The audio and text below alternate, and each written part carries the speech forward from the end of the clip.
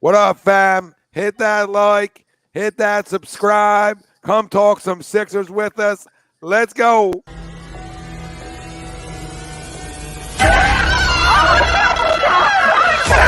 Let's go.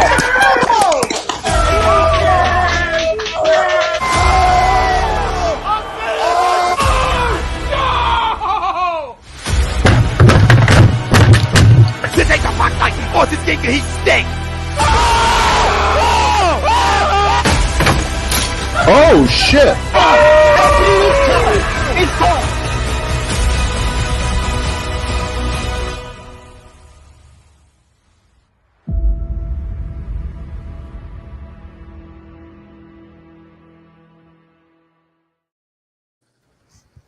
Bob Mannery here, and you're listening to Agree to Disagree, the flagship, only on A2D Radio. Uncle Sweeps, Nick Delgazzo, the legendary Brian Wilson, and the fucking man himself, Tom Arnone.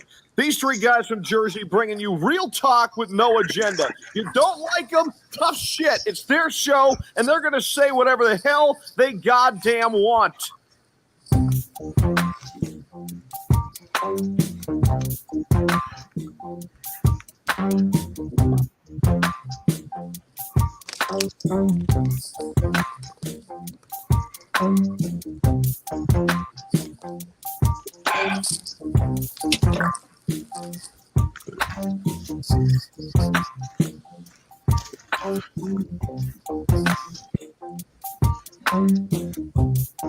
I still can't get over that.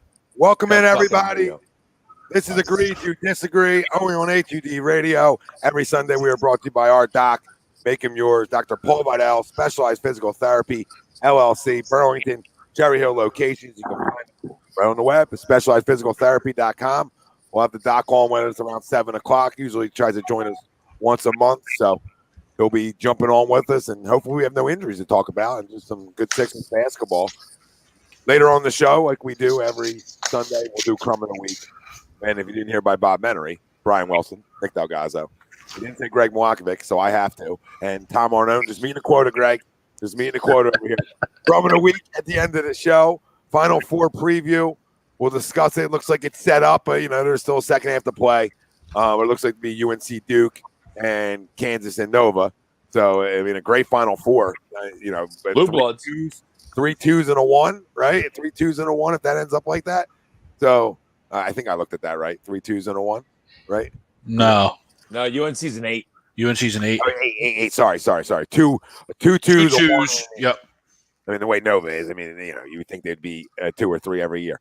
But we'll talk a little Final Four later on in the show. Philly spring training, we'll touch on it. And we have our main topic at hand, which is Sixers Suns live reaction. The Beast to the East as of right this minute, and the best team in the Western Conference in the NBA in the Phoenix Suns.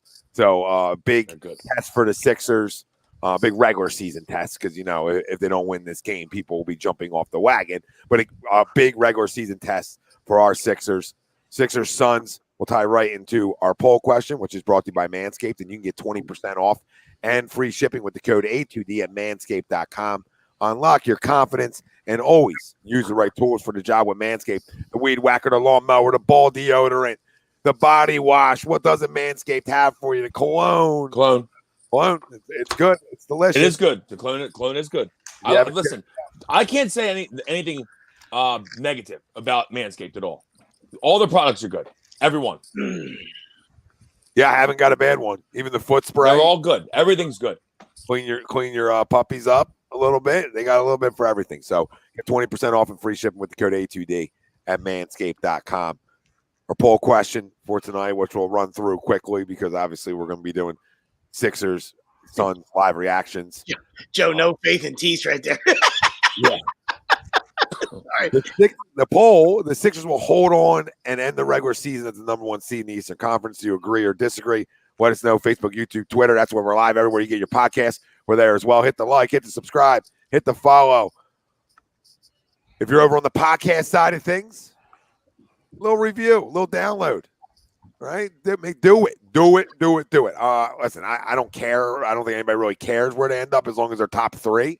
Right? I know people are like, oh, you don't want to face the Nets. Well, Listen, Got to play them at some point. You don't know where they're going to end up either. You know what I mean? You just don't know, right? So you don't know. I mean, they still have a chance. It's a slim one, but they still have a chance to end up as the 8 or the 6. They still have a chance to end up as the 6. So just because they're 8 right now doesn't mean they can't end up there. So you got to just go win basketball games and play your best basketball going into the postseason. Would you rather be playing our type of basketball, Boston's type of basketball, or would you rather be playing Miami's type of basketball right now?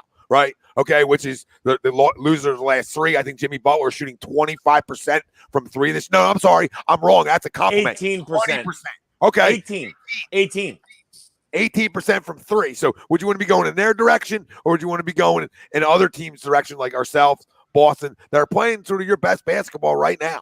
And that's where we're at. And listen, you got a game today, and you got some more on the docket. I think 9 more after today, I believe, or 8 more, right around there. 8. So, yeah, I think you can just control what you can control. You know what I mean? If you're winning games and you end up 1 and the Nets are 8, I mean, unfortunately, you drew the short straw, and now you got to go tie your bootstraps. You know what I mean?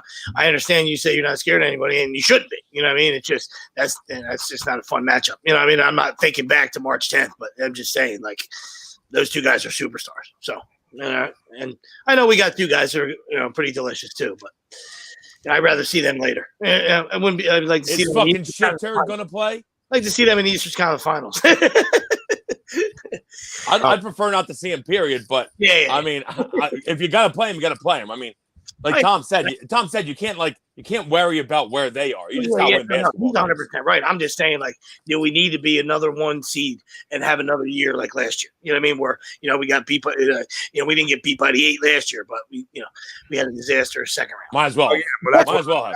That's what I've been saying all year. Yeah. That's what I've been saying all year. I don't know if I want the 1. I just want to be a top 3. That's all I care about. You still have a chance to win it.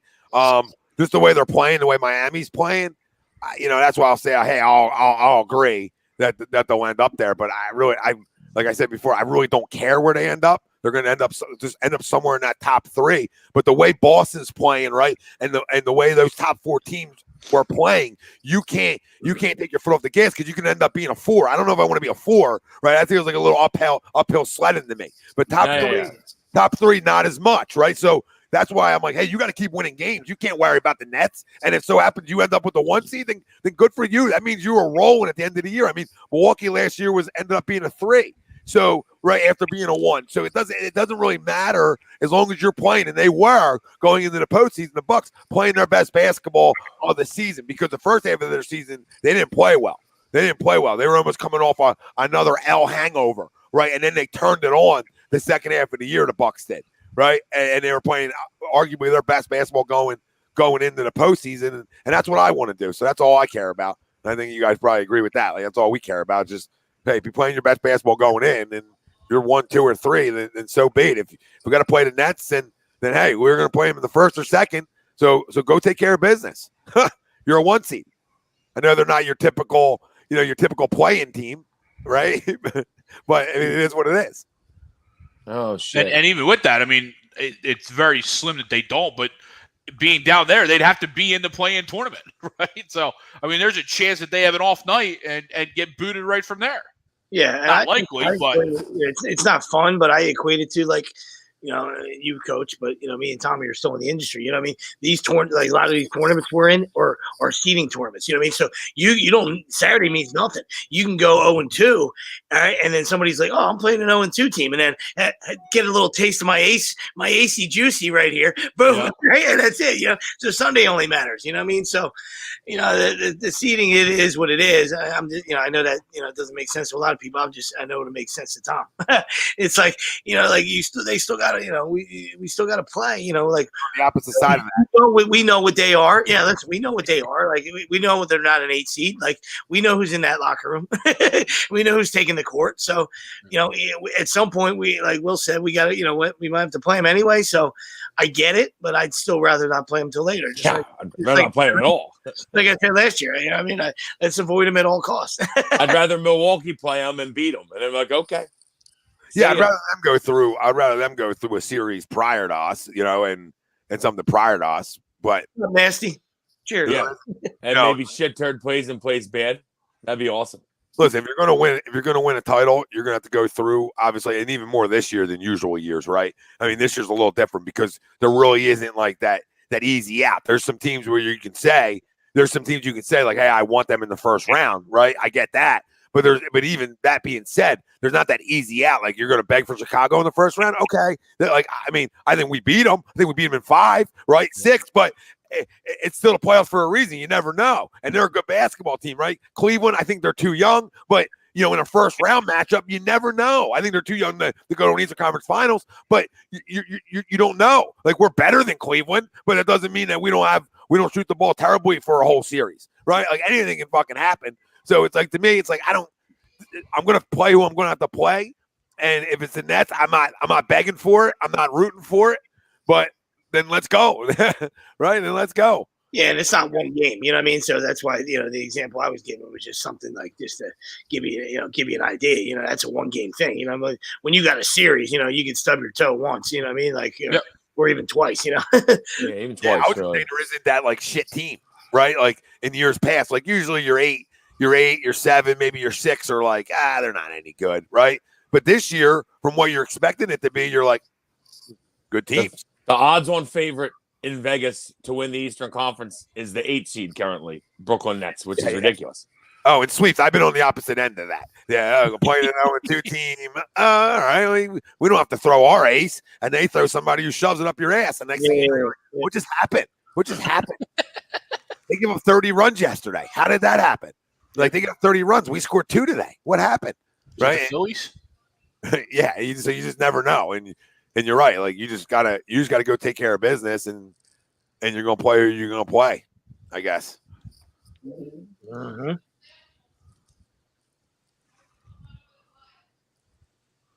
So does everybody agree or disagree? Where did everybody end up having them? What was it? I really don't care where they are, but I'll say agree because I agree that the Heat are imploding. I mean, has Butler fought Spoelstra yet? Like, I don't know what's happening over there. Can't keep this fucking thing in my ear. God damn it. Piece of shit. Yeah, I don't know. The Heat are free falling, like a Tom Petty song. So yeah, I'll agree that they maintain the 1 seed. What's Milwaukee have? The same record as us, or we have like 1 more win? We're the same. We're amount tied of losses, right now. Right? We're tied right now at the top. No, I think, but we are technically the 1 seed currently. Yes, we are tied with Miami. Boston, the Bucks are a half game back.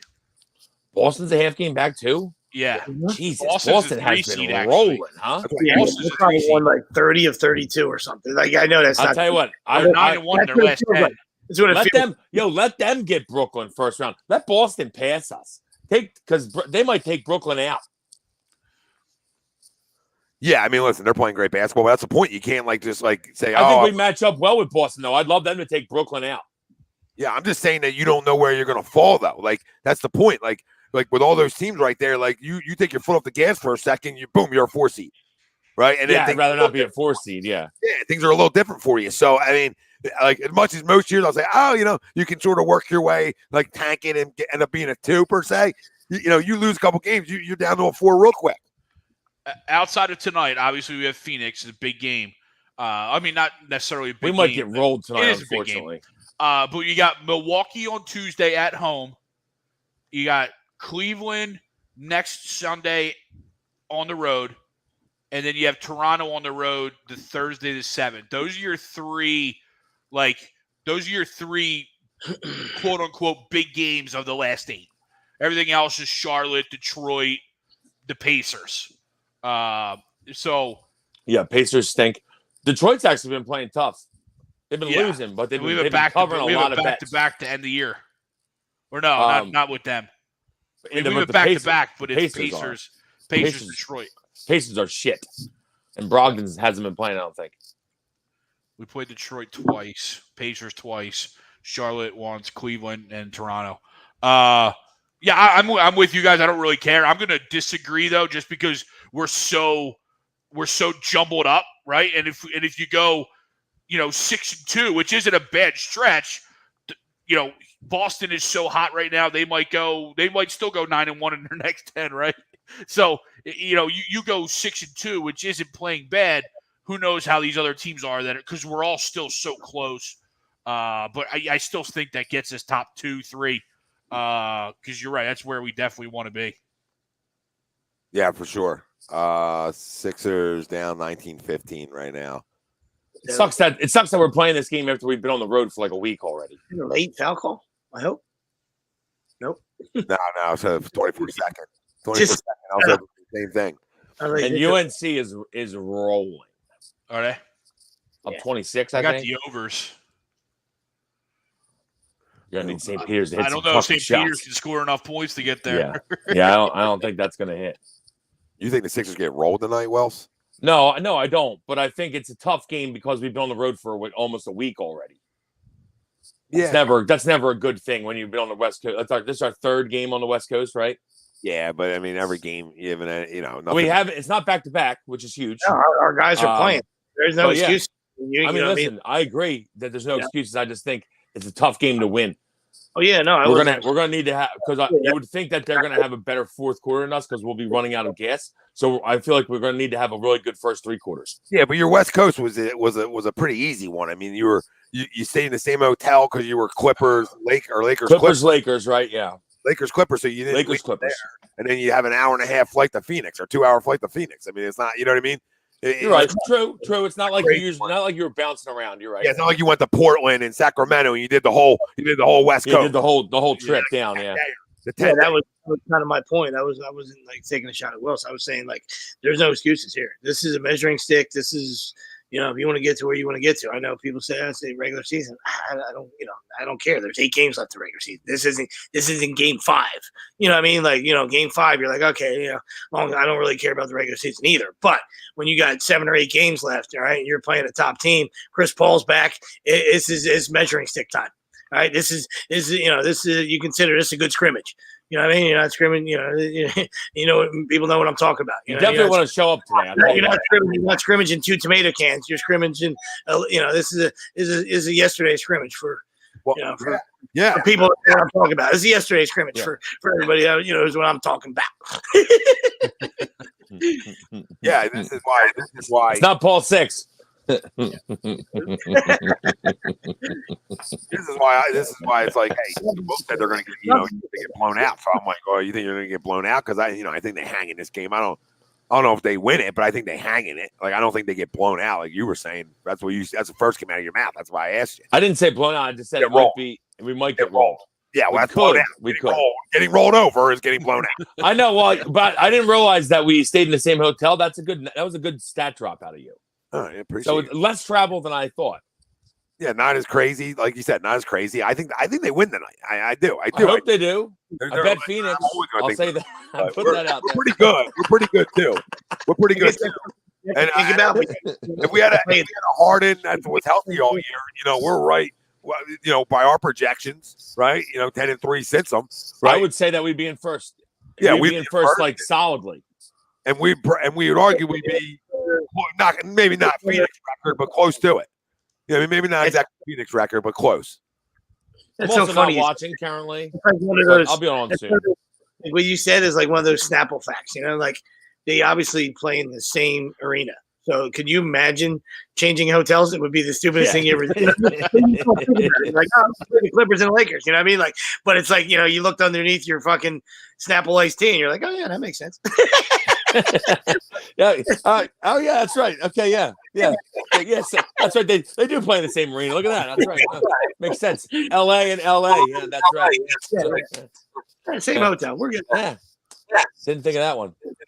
Well, we've seen stupider things, so it wouldn't surprise me if they're like, "Yeah, let's move 5 minutes. Let's move 10 minutes closer." Is that me? Oh, anybody else hearing that? It was Sweeps. I think we're good. I think it was Nikki's. Say something, Sweeps.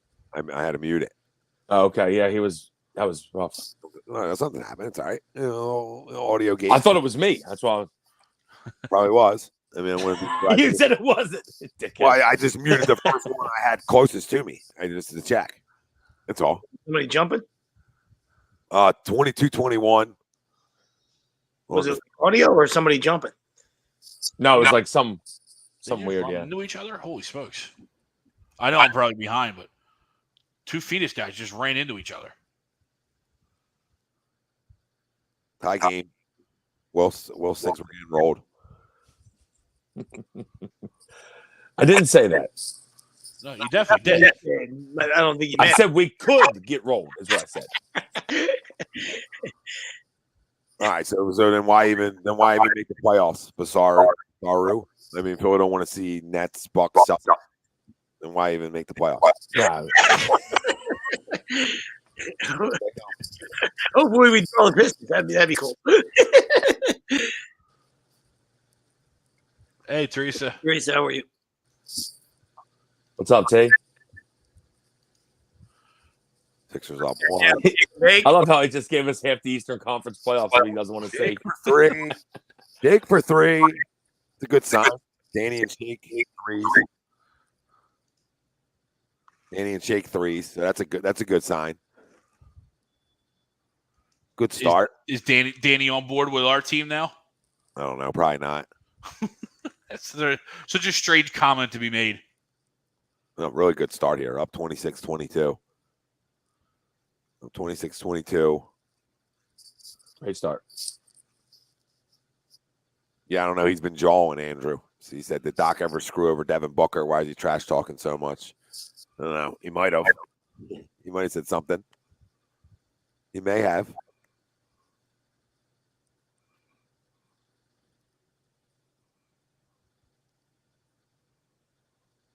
They'll lose in the playoffs anyway.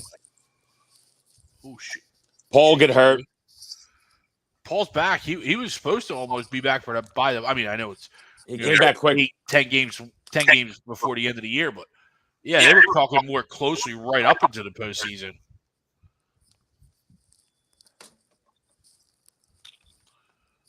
Yeah, Shake's been playing well. Nasty the last 5 or 6 games, or better. I don't want to say well, just better. How we need him to play, really. Because the bench is probably our weakest point.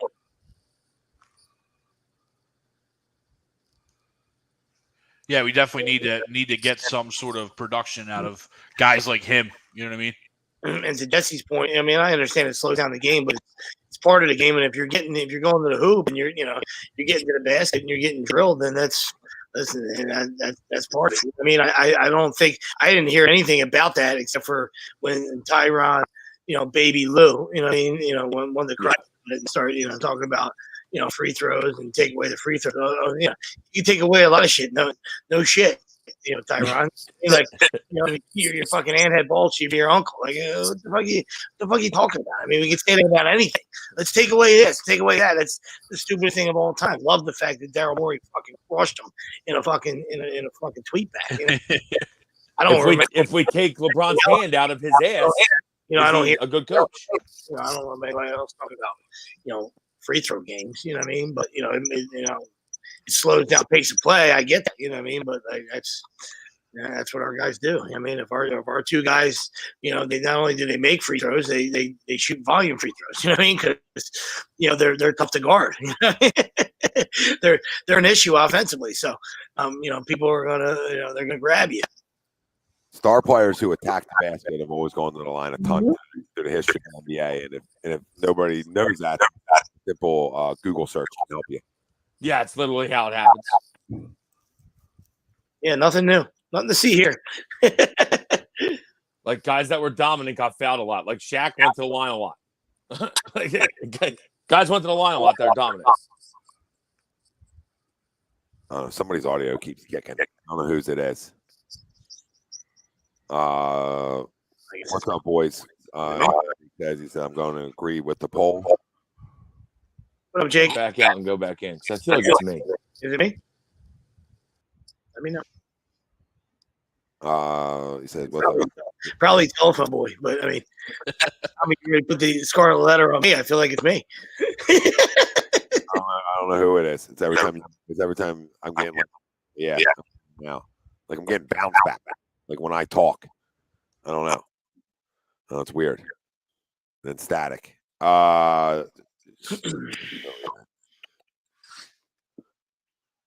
Sixers up 3. Under 3 minutes to go here.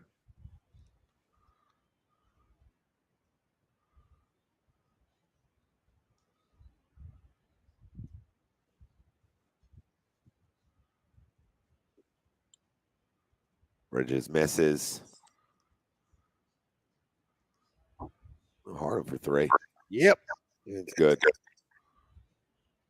Oh, good take, Joel. Slammed into stanchion. I know I'm behind. 32-24. Oh, good start. And there's a three right back at you. As he in mid update.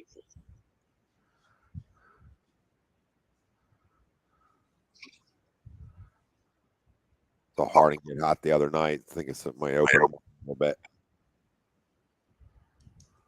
JoJo. So good from there. So good from right there.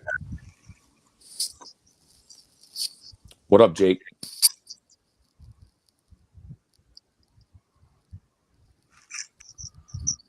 St. Peter's has it back to 20. They were down 27. All right, so Wilson's back. You want me to go? You still getting it or no? Tommy? Sorry, I muted myself smoothly a little bit. I don't know why. I don't know if it's just me when I'm talking. I have no idea. You're breaking up a little bit when you talk on mine.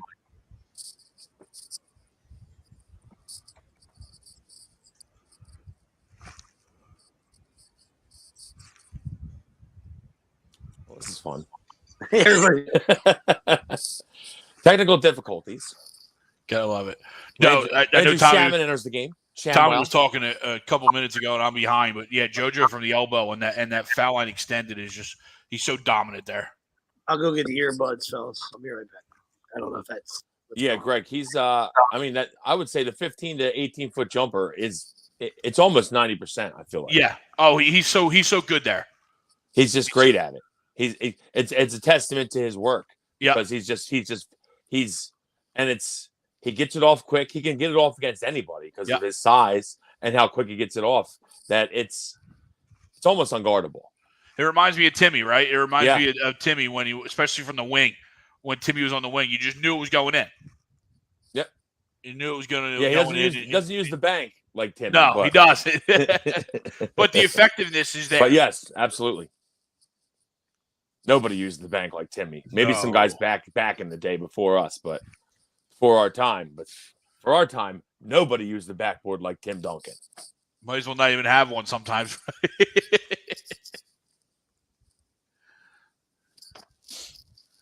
Joe's missing foul shots. Can't have that. But yes, like we said, as we were talking about, Embiid to the line. Yeah, he's going to get to the line a lot. The big men get hammered, right? Big men get hammered. Oh yeah, and I love how Ty Lue tried to use that against us. Like that's the dumbest thing I've ever heard. Like the James Harden, because that's always been my hate for him too. Is half of those fouls aren't really fouls, right? So that's always been my hate from James Harden. So I understand from the guard perspective, but like Tommy said, and like we've said, on just a couple minutes ago, if you're a star in this league, which James Harden has always been a star, regardless of my feelings for him, he's always been a star. He's going to get to the line, right? And that's just absolutely, it is what it is.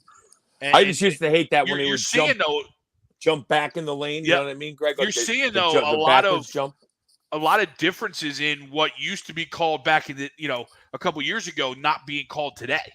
Yeah, they don't really call that jump back anymore, which is good because that was stupid. Even though he's on our team now, I kind of wish they would call it. But it was. I hear you. The flop is awful. You know what I mean? Like he used to flail like this. I mean, that's where you get the hate the face guy. That's where you become hate the face. That's why he's a fucking loser. I mean. But so I get the. I'm still not convinced he's not a loser, but the big man, he gets hammered all the time. Oh yeah. Yes, he does. That's part of being the most dominant big man in the league. Like I'm sure Giannis gets hammered a lot. Yep. I'm sure. I don't watch a lot of Milwaukee games, but I'm sure he gets hammered. And like you said, Shaq was a dominant big. And Shaq was always hammered. He got hammered. Go even back before and watch. The hack of Shaq. He threw punches at a ton of guys. Hammering them. Brad Miller comes to mind. Even before the hack of Shaq, right? Yeah.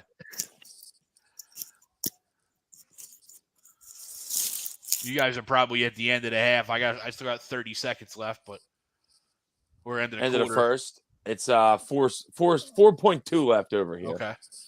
Booker just hit a 3. Cut it to Yeah, one. I got 4.2 with Wills. 39-36 Sixers. Yep. Booker. Pretty good. Yeah, They he's call a foul decent. there? He's not Pretty bad. good. I think The clock he's never gonna make started it. there. I think he's gonna make it, Greg. The clock never started there. Yeah, they called a foul there. Ridiculous. Oh my God. What? The clock didn't even start. Yeah, Glenn, get on the court. Yell at somebody. Yeah, Jesse. Judges had a great first half. Or great first quarter. Sorry. Good to see against another big, top level big player. I mean, that is a foul on DeAndre Jordan. What are you doing, DeAndre? Fucking idiot. But yeah, they listen. I mean, Shaq went to the line the most out of all of them, like over his career. Giannis goes to the line a ton this year. Joel goes to the line a ton. I mean, Allen Iverson went to the line a ton because, right, if you're a big guy who's going to create contact or you're a small guy who's going to create contact, guess what's going to happen for you? You're going to go to the line a lot. That's just the way the league's set up. It's just perception of a referee, too. Like if a little 6-foot guy is going to drive and go take it hard all the time, guess what? He's going to get the benefit of the doubt sometimes. All right? If a big guy is going to muscle his way around, guess what's going to happen? Right? He's going to get the benefit of the doubt sometimes. That's just the way it goes. Yeah, So, superstars get calls. I mean, they don't know about that. That's been happening since day one of the NBA. Yeah, absolutely. And DeAndre Jordan's a fucking moron. Is that 2 fouls in like less than a second because the clock didn't start? Yep. That would be correct. Oh my God, I thought he was going to make that. You could almost say 2 fouls at the exact same time since the clock already started. I think like it was halftime because of the score almost. Yeah, I wish I had the over. I was thinking the same thing. Oh, wow. Yeah. Love to have me 3-fisted over here. Oh my God. It was like yesterday during the Villanova game. At 10 minutes left in the first half, I said, "Oh, love that I have the under." This game is sailing under. So after the first quarter, Joel has 15. Tobias has 7. Harden has 7.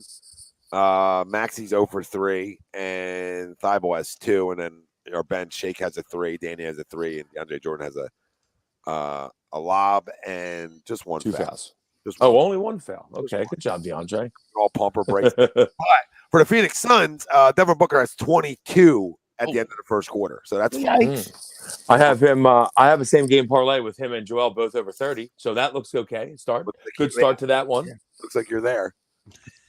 There's other things involved. I need Matisse to hit a 3. That might be the biggest issue. These guys putting these same game parlays with Matisse having to do anything offensive is just mind-boggling to me. Maybe because I've already went through that phase and already lost so many parlays. It went from like plus 1,500 to plus $4,000 just adding a Matisse 3. Yeah, because it's not gonna happen. But he shoots 3 or 4 a game. He just needs to hit one of them, Greg. I know. All right. Here comes I'm Bill. just playing the odds here. Dude's been shooting 4 a game. He's got to hit 1. Bill says, not in the playoffs. Refs will be holding those whistles tight. Won't be bailing guys out with ticky-tack fouls then. That's when shit changes real quick. Okay. All right, Thanks, Bill. The guys still go to the line in the playoffs. Thanks for telling us, Bill. I'm just fucking with you, Bill. Love you, Bill. All right. Big man still go to the line though. So while that might be Bill's true, puffing his chest because Celtics have been rolling. What happens if you guys lose in the first round, Bill? I don't want to hear it. That's all I'm saying. It's a regular season. But I mean, They have been rolling now. Guys still go to the line plenty in the playoffs. Yeah, I mean, listen, Joel's going to go to the line 10 times a game in the playoffs and regular season. Doesn't matter. The way he's playing, the way he's been attacking, he's going to go to the line. And Harden's going to the line his whole career. So.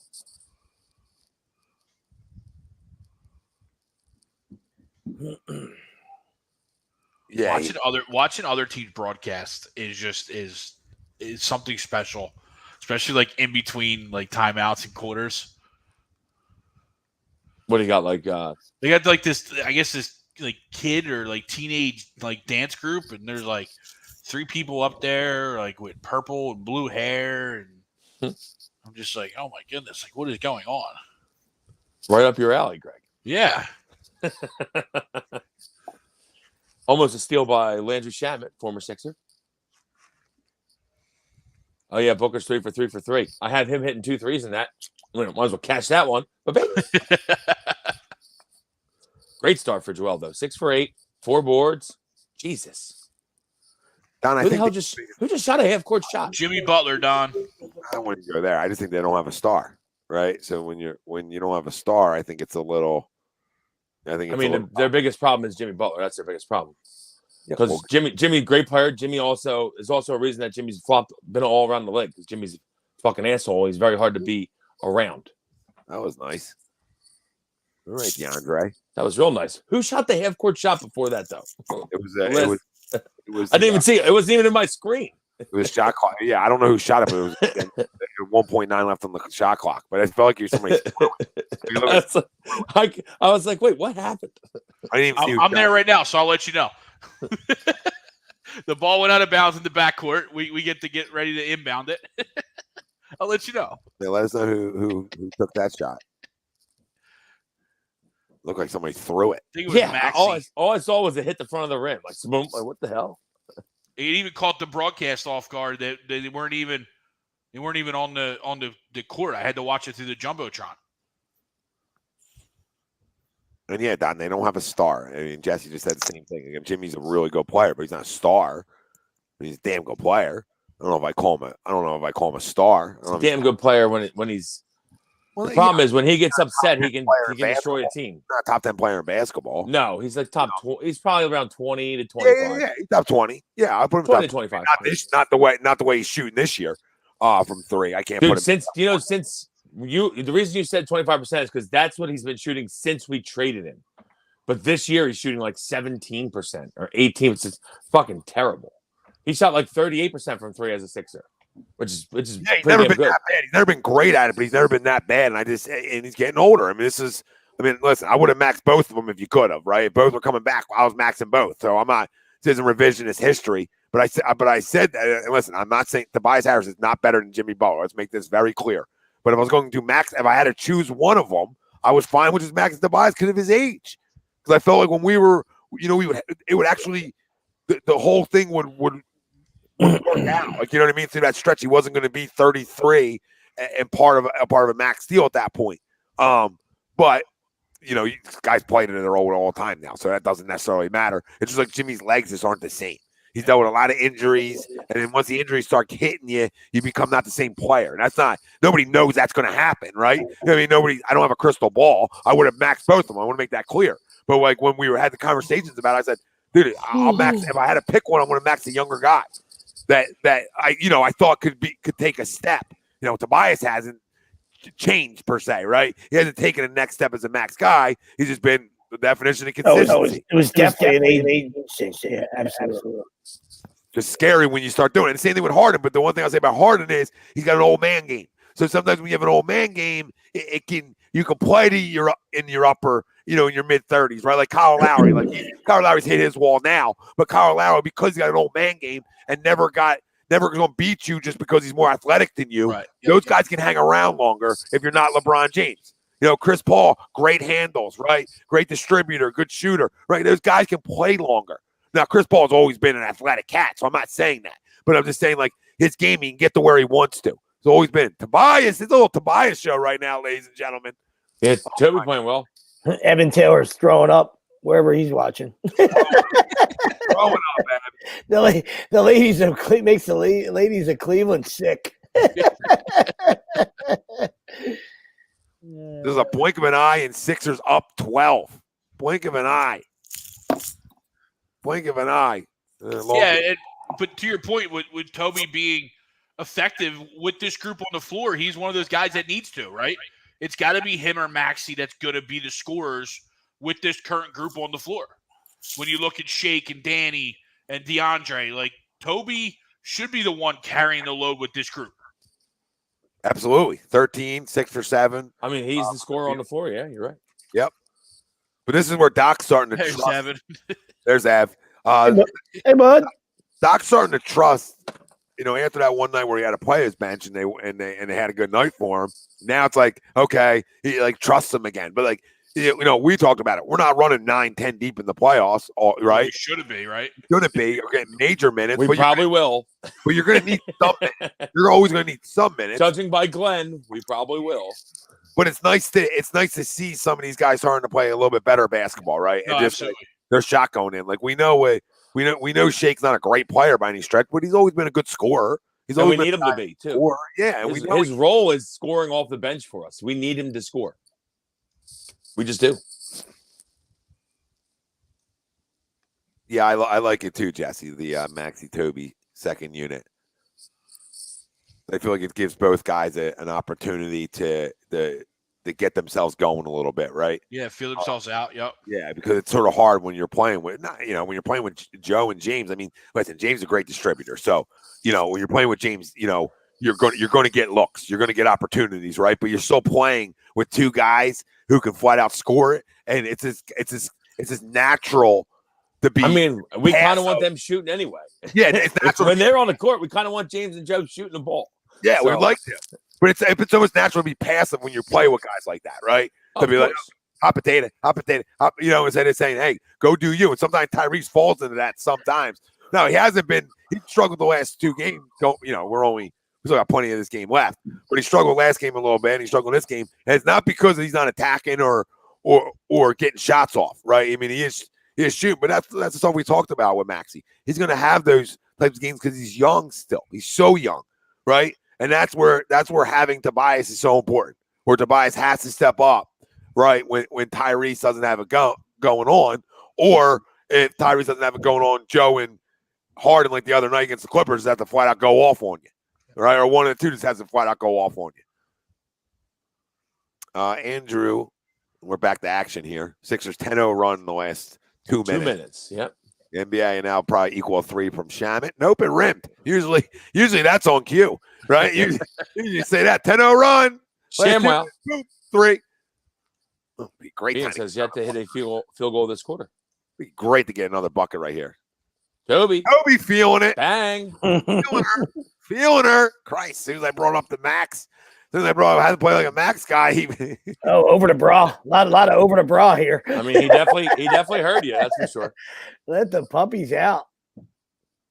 Another miss. Let's go. Let's go. We're gonna run the table. We seem to be pretty synced here, Tom, too. We're pretty synced. Up. Yeah, pretty synced. We are. Go ahead, Toby. I mean, Shaman can't cover me. They probably can't. I don't know if I go that far. Yeah, I mean that's a stretch, but it's just. I would have loved that one. Sounded good though. I'll roll with it with you. Yeah, I'd say I bet you scored double figures against Landry. At least Redick. I mean, especially at 36, I probably can get doubles. I would think you get 10. If we played 1-on-1 the 40, say I could probably get 10. He might pencil you in for 10. We'll probably go on a 40-0 run. I meant the flow of a game. If he was guarding you, I think you get 10. Yeah, I just don't know if I got that kind of stamina to go, for a flow of a game. Yeah, 18 minutes. Can I hang on the other side? Like you get 10 in 18 minutes? Oh, Danny! Oh, Danny Green's hitting shots. Danny! You can shut the fuck up about the Celtics too, Dan. Oh, Chris Paul's hurt. That's and Don, you've seen the jump shot video and you've seen some go in too. So just makes the point.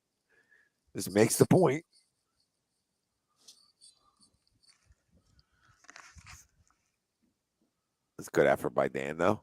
We'll take the effort, even though he wants to talk about the Celtics. They're probably going to go to Eastern Conference Finals or the NBA Finals. Could do without that, but wait, what? Yeah, you didn't hear that? No, that's what he said. Yeah, he said on his podcast, like, "Oh yeah, they're good. They're really good." I mean, I see them going to the Eastern Conference Finals or representing the East. Like, what?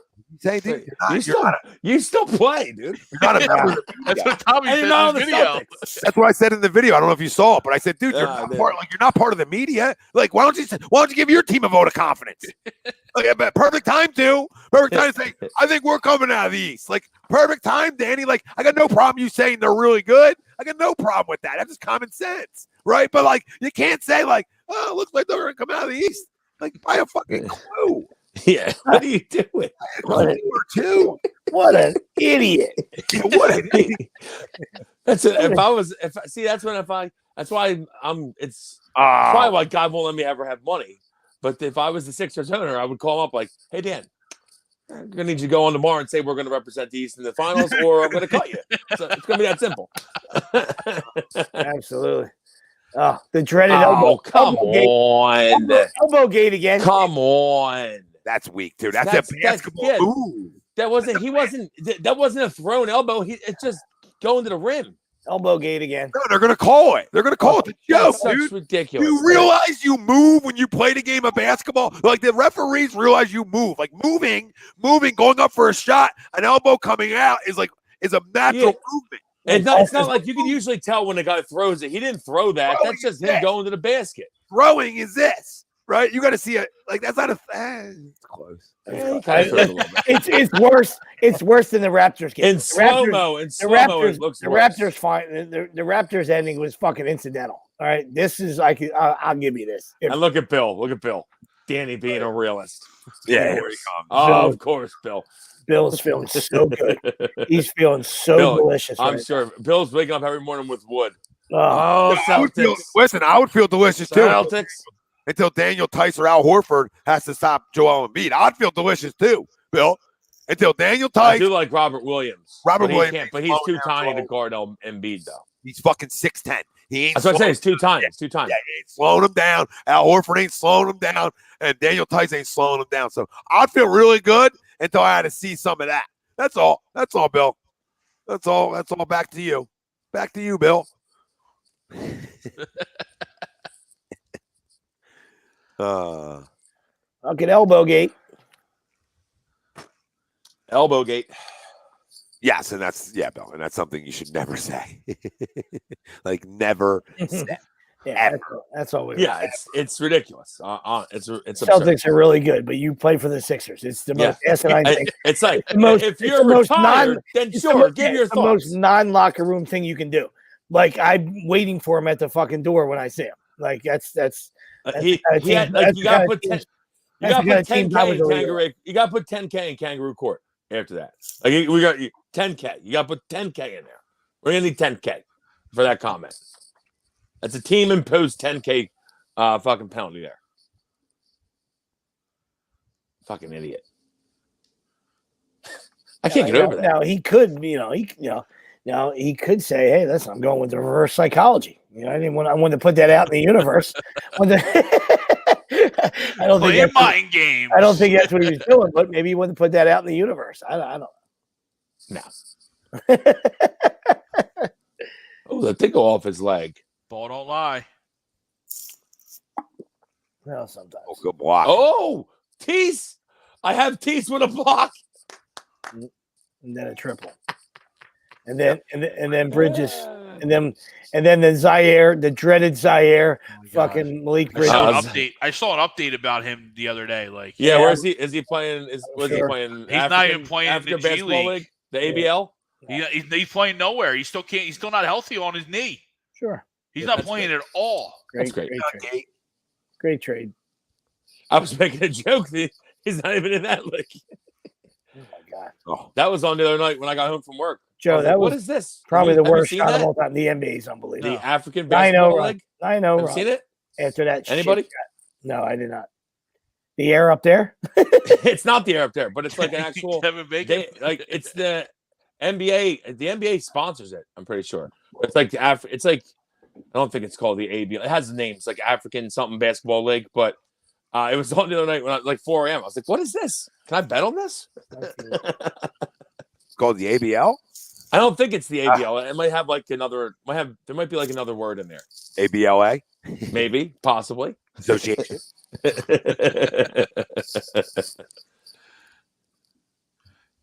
Don with my hatred for Duke. Give me UNC in that game. Haven't UNC beat them twice already this year? Yeah, I know.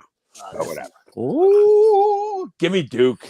Did you see Tracy? I think it's going to be a great game. It's going to be a great game. Last night about who he wants to face. Did you see that in the post game, the press conference? A couple weeks ago, Tracy was asking Paolo who he wants, either Vatek or North Carolina, and he was very emphatic saying North Carolina because he just wanted them again. Listen, Eric Bischoff couldn't fucking write this any better. You know what I Yeah, mean? seriously. It's amazing. Eric Bischoff, you know what I mean? Like, and Vince McMahon couldn't write this any better. All right. So everybody's going, you're a fucking hater. Shut the fuck up. All right. Listen, they weren't fucking playing good. They're an average fucking team. All right. The seas parted for them. All right. All right. Gonzaga lost. They do. That's, Mark Few doing what he does. All right. That's what he does. After you were the hunter, you know what I mean? Like, and you became the huntee, right? And you lose, you underachieve every year now. So you might want to go back to fucking, bad recruiting and then go back and being a fucking 12 seed and go shock people, right? Because it's not working out as a 1-2 seed, right? Every year there, Marcus, all right? But once that fucking happened, they need to go to a different conference. That's what they need to do. Once that happened, it was easy peasy. You know what I mean? Texas Tech, looked like a tough game on paper. That's a game I thought that I had Texas Tech beating them. And then after that, the seas parted. I mean, I don't know. That's part of the tournament. I hear you. Oh, yeah. No. I don't more power to them. I don't really think it's scripted. I don't really think. Oh yeah, I know, but it's crazy. I'm mad at myself that I should have been like, Coach K, first UNC for the first time in the history of the tournament. They're going to play each other in the Final Four. I should have filled that out on a bracket. Yeah. I'm an idiot. At least in one of them, right? At least in one bracket. That's what I'm mad at. That's the only thing I'm mad at. I'm mad at. And they're up 25 with 4:40 left. I mean, it's over. I haven't looked at my bracket in 2 weeks because it was trashed after opening weekend. It's funny, and I didn't do a bracket. I lost one like 4 p.m. on Thursday because I had Kentucky win it all. I had Iowa and Kentucky. I had in the Final Four. Yep. First time in my career, I never did one. First time ever, and if I did do one, like I do every year, I probably would have had Duke and UNC there, right? Because every other year I do. Like every other year, I'm like, just chalk them in, just for fun, right? Chalk them in, like in some fashion, or at least elite to like the Elite Eight. You know what I mean? Yeah.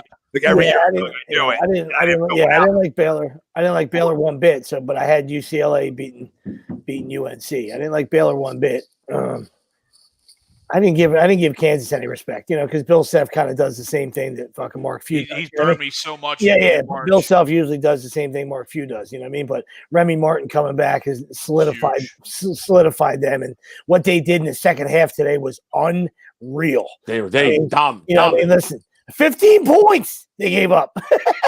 Their defense was amazing, and they were hitting a lot of shots second half. Here we go. Cold as can be. No, yeah. Only up 4 now. Larranaga is a good coach, but his window of playing good basketball was like, see ya. Go back to obscurity in Miami. Dude, he bumped. First Elite Eight in the program history, Greg. No, I said Larranaga is a good coach. I knew Miami was going to go. I didn't have him going to Elite. I had him going to Sweet 16, but they have a lot of. They're like all seniors. The whole team: McGusty, Wong. The whole team. Losing opening night. That guy's my Final Four. He's taking two non-basketball schools to to Elite Eight. Fuck right, George Mason. Oh, great coach. Baycott's just scoring again inside. Sixers up 2. 13-0 run. Oh my god! Welcome to the NBA. Oh yeah, it's beautiful. It's a beautiful product where everybody makes a run. It was a 13-0 run back to a 13-0 run. Isn't that hysterical? Like literally, we had a 13-0 run. They come back with a 13-0 run. How's that not a foul on Eaton? It is. Tyronn Lue. Is that a foul? Greg's behind. I'm behind probably 2 minutes a game. On the Matisse screen, he literally Matisse goes through him and he gets bumped into Paul. Like that's not a foul. Like don't call anything. Just let it continue. It's not like he didn't still have the ball. Let it continue. Just let it go. This is the one. Yeah, he's trailing Booker, and he gets banged for the foul. Yo. Joe can't hit a fucking foul shot.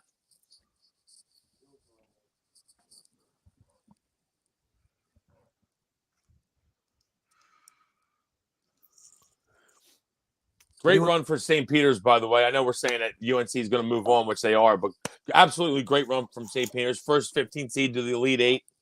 Shaheen Holloway going to get paid. Yeah, wherever he wants to go. He going to get paid. Wherever he wants to go. Wow. I was trying to think today of where he's going to go, and who just took a job. He might go Murray State. But Murray State, is it big enough though? Like he might get a bigger offer. But I was looking at that because the Murray State guy just took what job? I think it was Florida. Florida, right? Yeah, Florida. That's right. Wow, that guy did a good job for a while. I mean, I know they expect big things out of Florida, and I get it, but I thought that guy did a good job. Maybe not this year. I'm just saying. Come on. There we go. Jesus. He missed both his free throws. That's not Joel. You know what I mean? Thought Shaq was shooting him for a second. Hey, he's been on the road for a week. We're going to blame that. There it is. Oh, we're back to Gonna get boat race now. Back to hotel gate. Yep. Back to early checkout. Or late checkout. Sorry. Can we get a late? Yeah. Good look. Imitation. Oh, my God. God damn it. Make a layup. They called a foul, though, I think. It's a great look, though. That's a phenomenal look. It's not like a good stat party. You know what I mean? At the end of the game, right? I have one of the I did multiple same game parlays. I have you mentioned this. I have one with Harden over 10 assists. So I would like that fucking layup. Well, yeah, I'm going to tell you, we're going to let you know when everybody gives a fuck. So, like, the chat's going to let you know when they care about your same game parlays. I'm just going to let you know. They're going to comment. I don't care about the second quarter of an NBA game either. Okay, then log off. You know what I mean? I'm not logging off. I'm just saying. I'm more more worried about my same game parlays hitting right now than I am anything else. When there's 5 minutes left in the game, I'm worried about a win.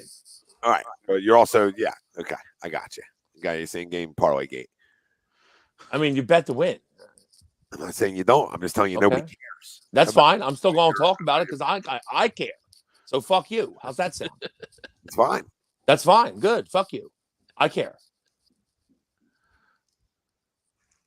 All right, up 5. I like this kid, by the way, on Phoenix. Cameron Payne. Yeah, I agree. Formerly Cameron Artis Payne, I think. As he is a good player. He completely breaks the after we said it. Like, I like this guy. Boom. I'm fine with. I'm fine with the brick there, but he is a good player. That's played really well while Paul was hurt. In the last. Yeah, did he have a split? 2 layups. James, let's go. Attaboy, Jimmy. That's a big hit. Did Cameron have a split? Did he split with his real father? Did he split with his real father? Or he just I was wondering why he dropped the artist, but it used to be Cameron Artis Payne. Yeah, he split the artist formerly known. Split with his real dad and decided to take the stepdad's name. I don't know. Dropped it. Is that what it is, though, Sweet? No, I have no idea. Buddy. I'm just usually that's a maiden name. Yeah, that's usually what women do. It's a maiden name. Cameron Artis Payne. I thought Soups had a background story on this. No, I'm full of shit. Yeah, hated his real dad. Love the stepdad. Dropped the name. I'm full of shit, buddy. Just throwing shit at a wall, hoping it sticks. No big deal. That's a second quarter of an NBA game. Yeah, exactly.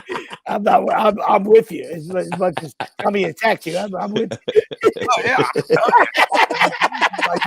First off, this is the guy who says, let's go on at 6. I don't care about your fantasy baseball draft because it's always an agenda with you, but let's go on at 6 so we can react to the game, which we're all for. And then he says, I don't care about the game. Well, then why did you say I'm watching.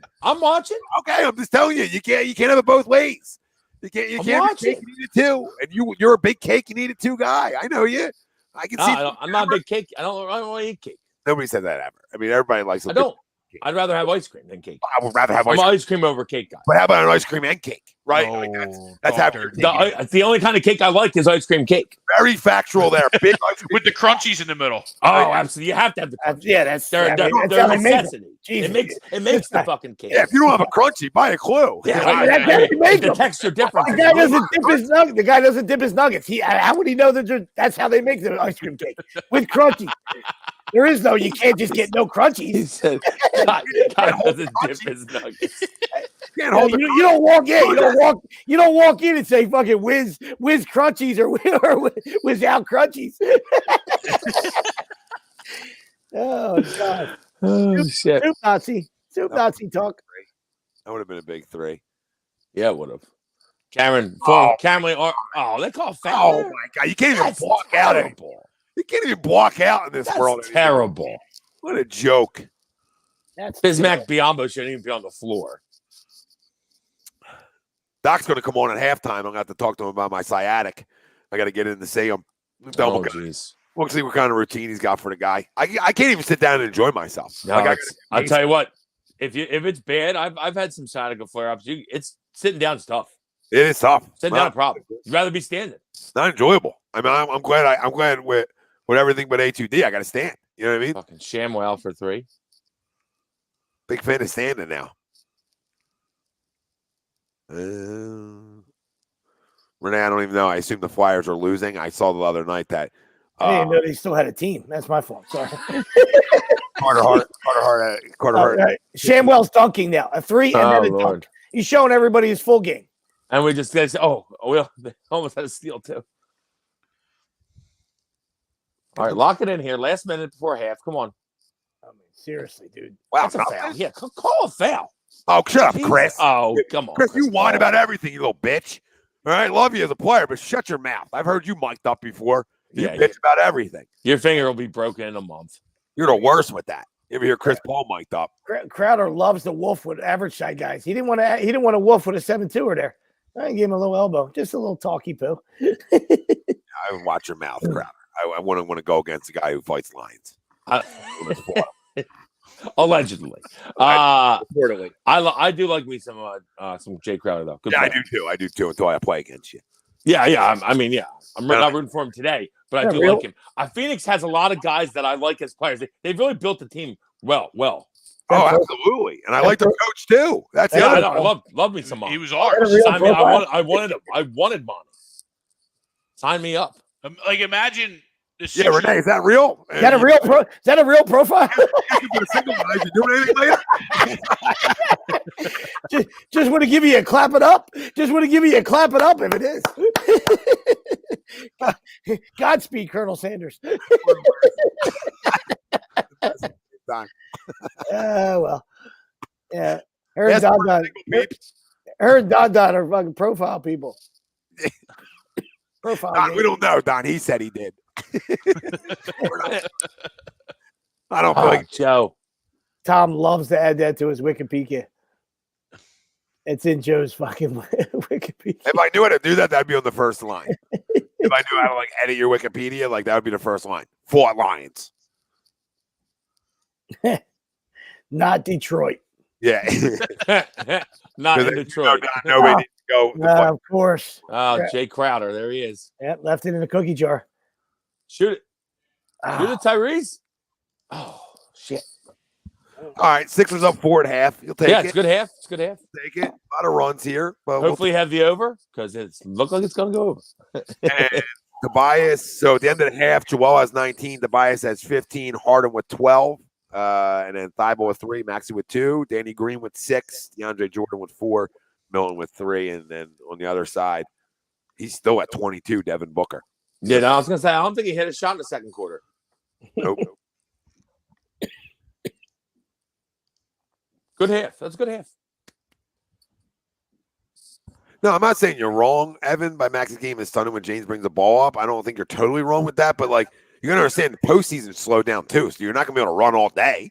And I don't think it's totally stunning. I just think when he doesn't, if he's not making shots, his game looks stunning. I mean, he's 1 for 6. It's not like he's, you know what I mean? It's not like he has a shot where like, oh my God, his game's stunning because he's not getting his attempts. He's not getting enough attempts. I mean, he has 6 attempts in the first half. That's going to end up with. So if you go by that, that's 12 attempts in a game. I mean, that's plenty of shots. You know what I mean, Ev? I just think that Tyrese is going to fall into games where Tyrese isn't going, right? Or it takes him a minute to get going. I just think that's because he's 21 years old. This is why we bring it up all the time.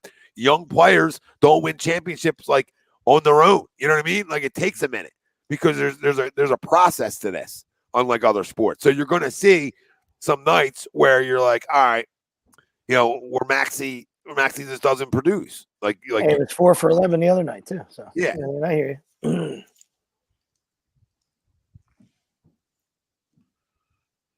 Yeah, and I mean, I don't disagree with Ed saying though, because I would like to see a little, like sometimes when they're in together, like let's get the ball to Tyrese off me, maybe a steal or off a bad shot by the other team, and let him get out and run a little bit though, because we do.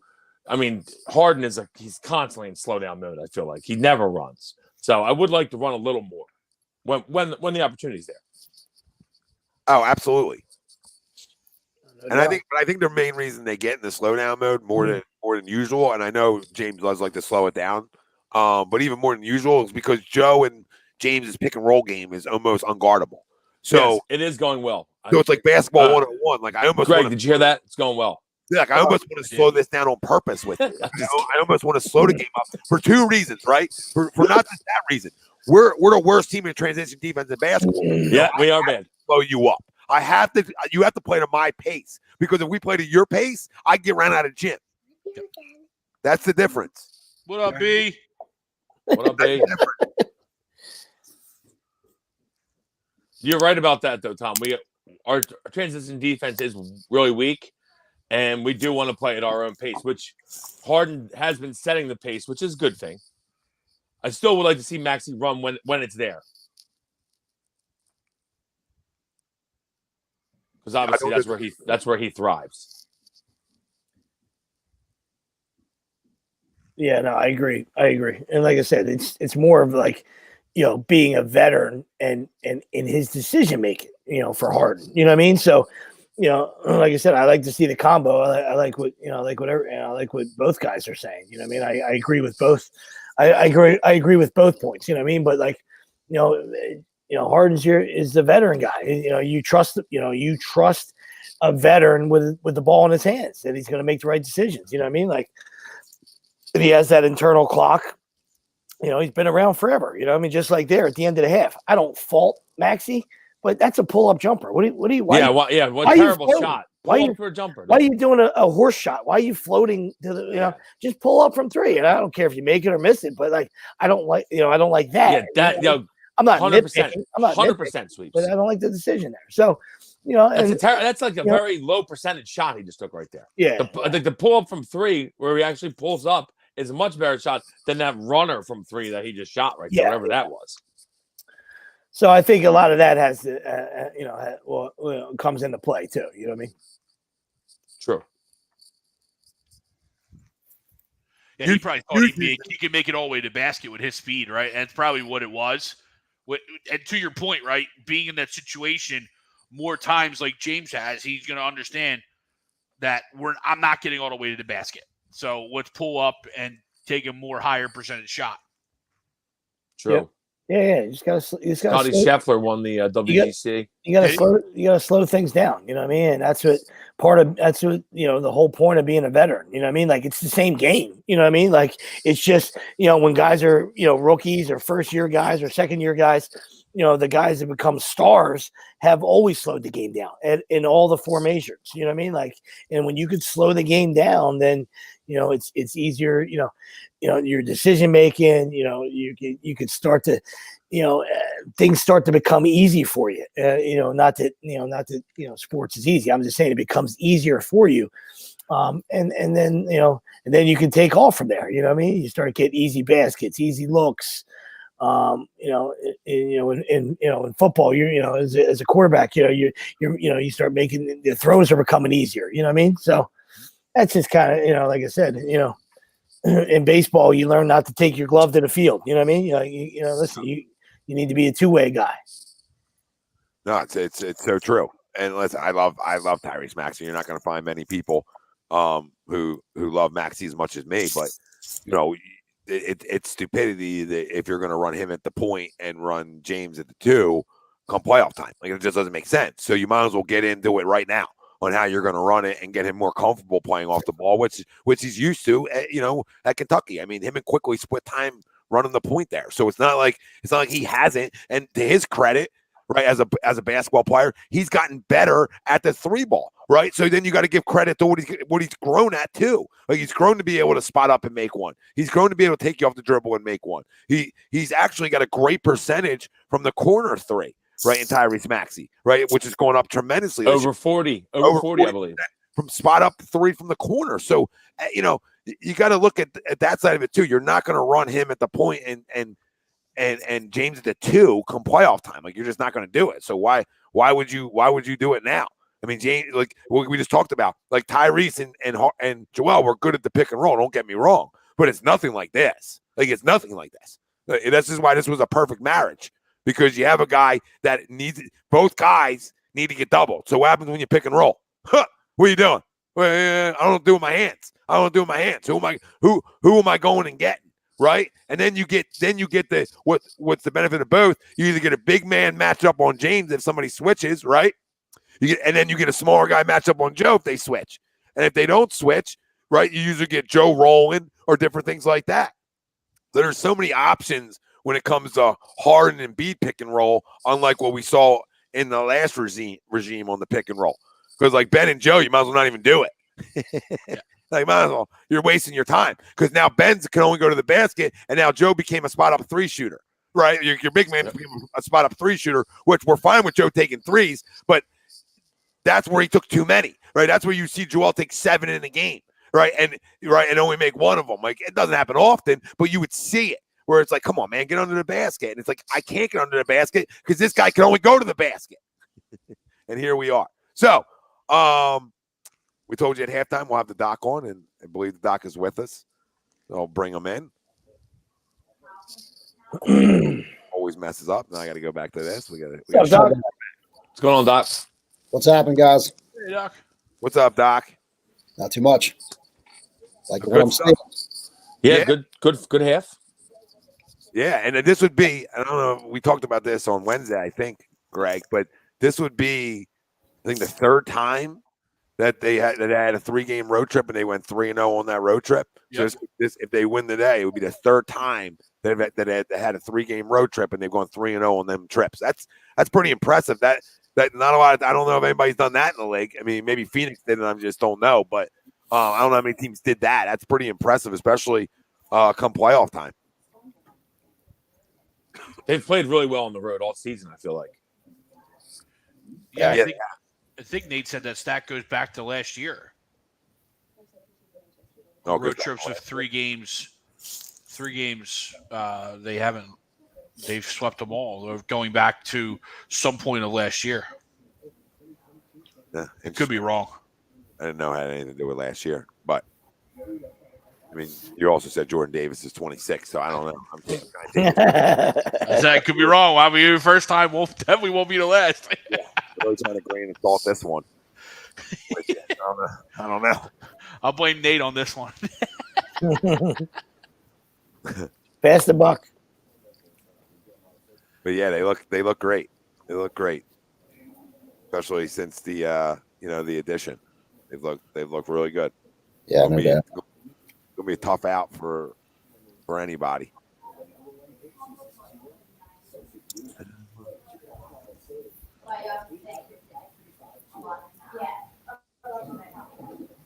Yeah, Karen 1 seed, which maybe we'll hold. And I'm not worried about it. Obviously, like we said earlier, Doc, I don't know if we were talking earlier, like if we're going to hold the 1 seed, do we possibly see Brooklyn in the first round? Yeah, that's possible. Yeah, which, I mean, if you're going to play them, you're going to have to play them. So Yeah, exactly. Man, I'd rather play them, like if, the playoffs are grueling, right? So you want to play them right at the start or like when you're like all banged up and you're in the Eastern Conference Finals, because you've been playing hard. Like, it's a good point. 2 ways to look at it. Yep. Yeah. Interesting way of looking at it. And I And think then with that, go ahead, Doc. No, I think the more time the Nets have playing together with Kyrie, man, I think the more they gel. So, like, I'd rather play them early than later because I think they can get on a roll, man. I mean, dude, they got a good team, man. You know? So, especially if Ben starts playing, would love to catch him in the first couple games. If they don't really know how to play with each other yet, that would be great. Catch him early on. I don't know if he's playing, man. Like, I don't know if he's going to play either. But That's why I wanted to they ask keep saying he might, but who knows? Well, since it's a perfect segue because Absolutely. It's a herniated disc, right? So, is that? And I spoke out of pocket on Wednesday because I have no clue. But is that something that you want that is going to need surgery at some point? Or is that something you can get away with just treatment? Yeah, I mean, it doesn't necessarily require surgery, but I think a lot of times because these guys, they have all the resources and they want the immediate fix. But I can tell you right now, we're 6 of us, right? 5 of you guys, me, we probably all have a herniated disc, and we don't even know it, right? Or maybe we do know it. But the point is, we don't need to go get cut. I think if you have a herniated disc and you have what we call progressive, like neurological signs, like the weakness in the leg, you lose sensation, like the foot slaps, and your reflexes are going, then you got some issues, right? But a herniated disc, honestly, a lot of people have a herniated disc on an MRI and they don't have pain. So it's like an asymptomatic disc. So, but and these guys, they get hurt and they just strain their back and they're getting an MRI because they're just going to get an MRI, and all of a sudden they find a herniated disc, and that doesn't mean the herniated disc is the reason for their pain. It could be a whole bunch of things. Now, I think in his case, he's got a jump, he's landing, he's got a lot of compression. Having a herniated disc, that area, if it's inflamed, it's hard to settle down if you're always loading it like that, right? So it's like a slow thing to kind of recover, but I wouldn't necessarily think he has to get surgery on it unless he wants a quick fix, then, but even that, that's a quick fix, and long-term studies show if you can wait it out, you'd probably be just as good without having surgery, unless you have those hard neurological signs where the nerve is being compromised, Okay, so what do you think? Like, for a guy like him, I mean, is that something that they can get right by playoff time if a guy actually even wants to play?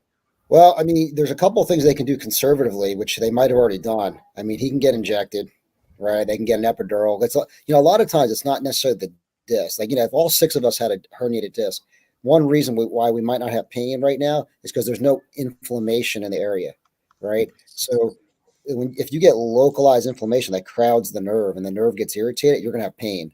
But sometimes you could just have the disc and there's no inflammation because it's just an old disc problem and it's not acutely irritated, and there probably won't be much pain. In his case, maybe he's just kind of getting it's getting exacerbated every time he tries to push it, So they could try going the route of, all right, let's give you a few injections. Let's see if we can calm it down and work his conditioning up. And if they can do that, there's probably a chance he can get back. Or you just say, hey, listen, here's a guy who we got for the long term. Look at Kyrie and Durant. I mean, they score like more than half the points per game, and then you got a couple other guys sprinkled in. They might be able to do it without him. I mean, they're doing it without him right now, right? Just about. But maybe they just are conservative and let his back heal up, and then they're ready to go for the fall. I mean, there's a bunch of ways to look at it. Because, I think Durant's still there for a few years, and Kyrie just said he wants to be there for the rest of his career. So you could have a pretty strong 3. And honestly, you don't need Simmons to shoot the ball with those guys, as much. No, we know that. We know that, Doc. So, and I don't think they would play him, honestly, Doc. Like, if he doesn't play at all in the regular season, are you going to let him? Are you going to play him in the postseason? Like, that's a risky maneuver. To me, just not even risky for him. It's risky for the team because they haven't played together. Like, you would think there's no chemistry, right? And the thing is too, he can't shoot free throws, man. That kills me, man. Like, Embiid missed how many free throws already today? But anyway, Simmons can't hit free throws, so all they're going to do is they're going to foul him. So from the whole standpoint of his this whole issue with his mental health and stuff, he goes into playoffs, haven't played the whole regular season. They hack the crap out of him, and he can't hit free throws. That'll do wonders for his confidence. Yeah, another sit out. Yeah, another sit out would be looming. Yeah, I don't know how much he even wants to play, and I might be on the opposite side. I just think he hurts them. I think the book's out now, unlike any other time. Where hey, just force this guy to shoot, and now things sort of we see all here. Our offense got stagnant in the postseason when it became a half court game because teams will just clog the lane up and say, we can double KD now, we can double Kyrie now, where teams can't double him right now.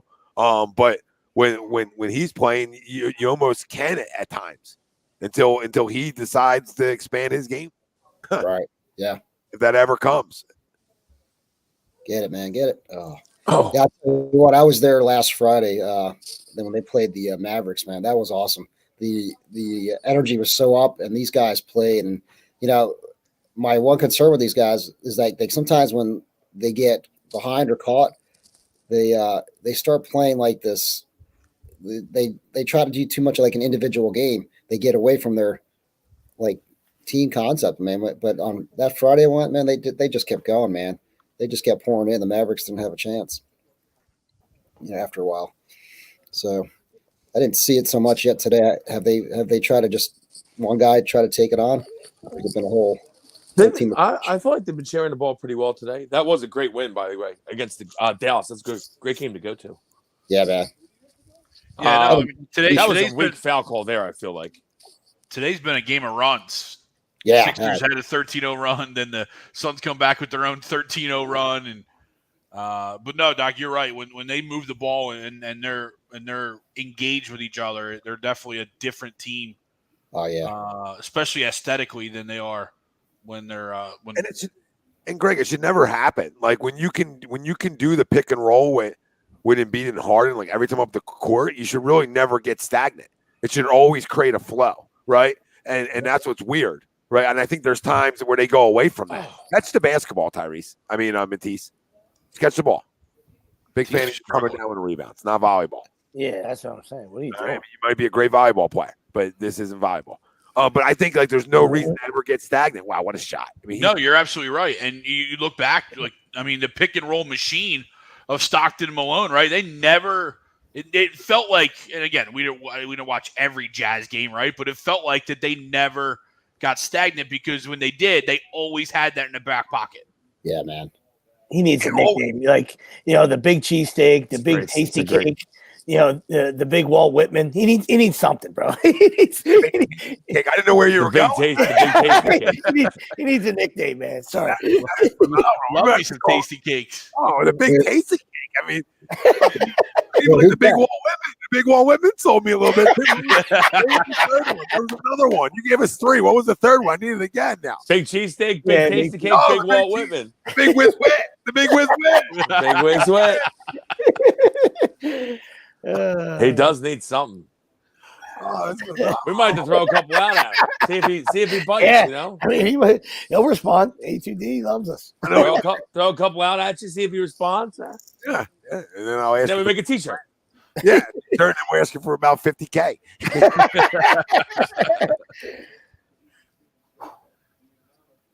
out of there. Can we put a body on him? What a time. Oh my gosh, come on. Obviously, he's on the ground. Somebody else put a body on Ayton. Come on. I'll tell you what, that's one thing I've noticed too. Although I didn't see it the game I went, but like they don't box out sometimes. Like, how is that possible, man? It's just nobody's there. It's a lost art. It's a lost art. I feel like it's a problem around the entire league, Doc. Yeah, I agree with you. How does it happen? But a lot of guys just don't box out. You know why? Because that's a want thing. You have to want to box out. You can be 6'5" if you want to put a body on. You can lead the league in rebounding. Mm-hmm. Yep, that's very true. Ask Rodman. Yeah, ask Barkley. Surprised there isn't that like guy. I mean, Draymond's probably that guy. He's probably that guy. Yeah. Where he's just an all-effort guy, and that's why he'll get you double-digit boards. As a smaller guy. But I mean, man, if more guys did it, they could stay around the league for a long time and get paid for it too. Defense and rebounding is always a good thing. I mean, look at Ben Wallace's career, right? I mean, Ben Wallace was atrocious offensively. He was just an animal on the glass. Yeah, but that's all they animal defensively too. Yeah. But yeah, absolutely, Greg. Oh, James got blocked again. Jesus, was that Bridges? I got him for a block. Villanova plus 1,400 to win it all. Wow. Would you cash out? Yes, I would cash out with the. Oh, I don't cash that out. Absolutely not. What's the payout? What'd you put on? Kansas is super tough though. Oh, I might. But yeah, Frank. Yeah, what's the payout, Frank? Yeah, like how much did you put on? The cash out's $250. What's the total? What's the total payout, Frank? That's what I need to hear. So it could really tell us a lot on what your total. Got some horses in the race in your brackets. I am. I have one with Kansas winning it, but everyone else is done. So I think I'm officially dead in everything. It's all. I got and Duke still in my thing. Nice. Nova Duke. My brother has Nova Duke. He's looking good. I've been out since last week. Kentucky and USC were out weekend 1. Good night. And then last week when Gonzaga and Arizona lost, I was out. Yeah. I'm always a stalker for Seton Hall, man. I always go back to like 1988 when they made a run. Every time they win there, I take them at least to like the Sweet 16 or something.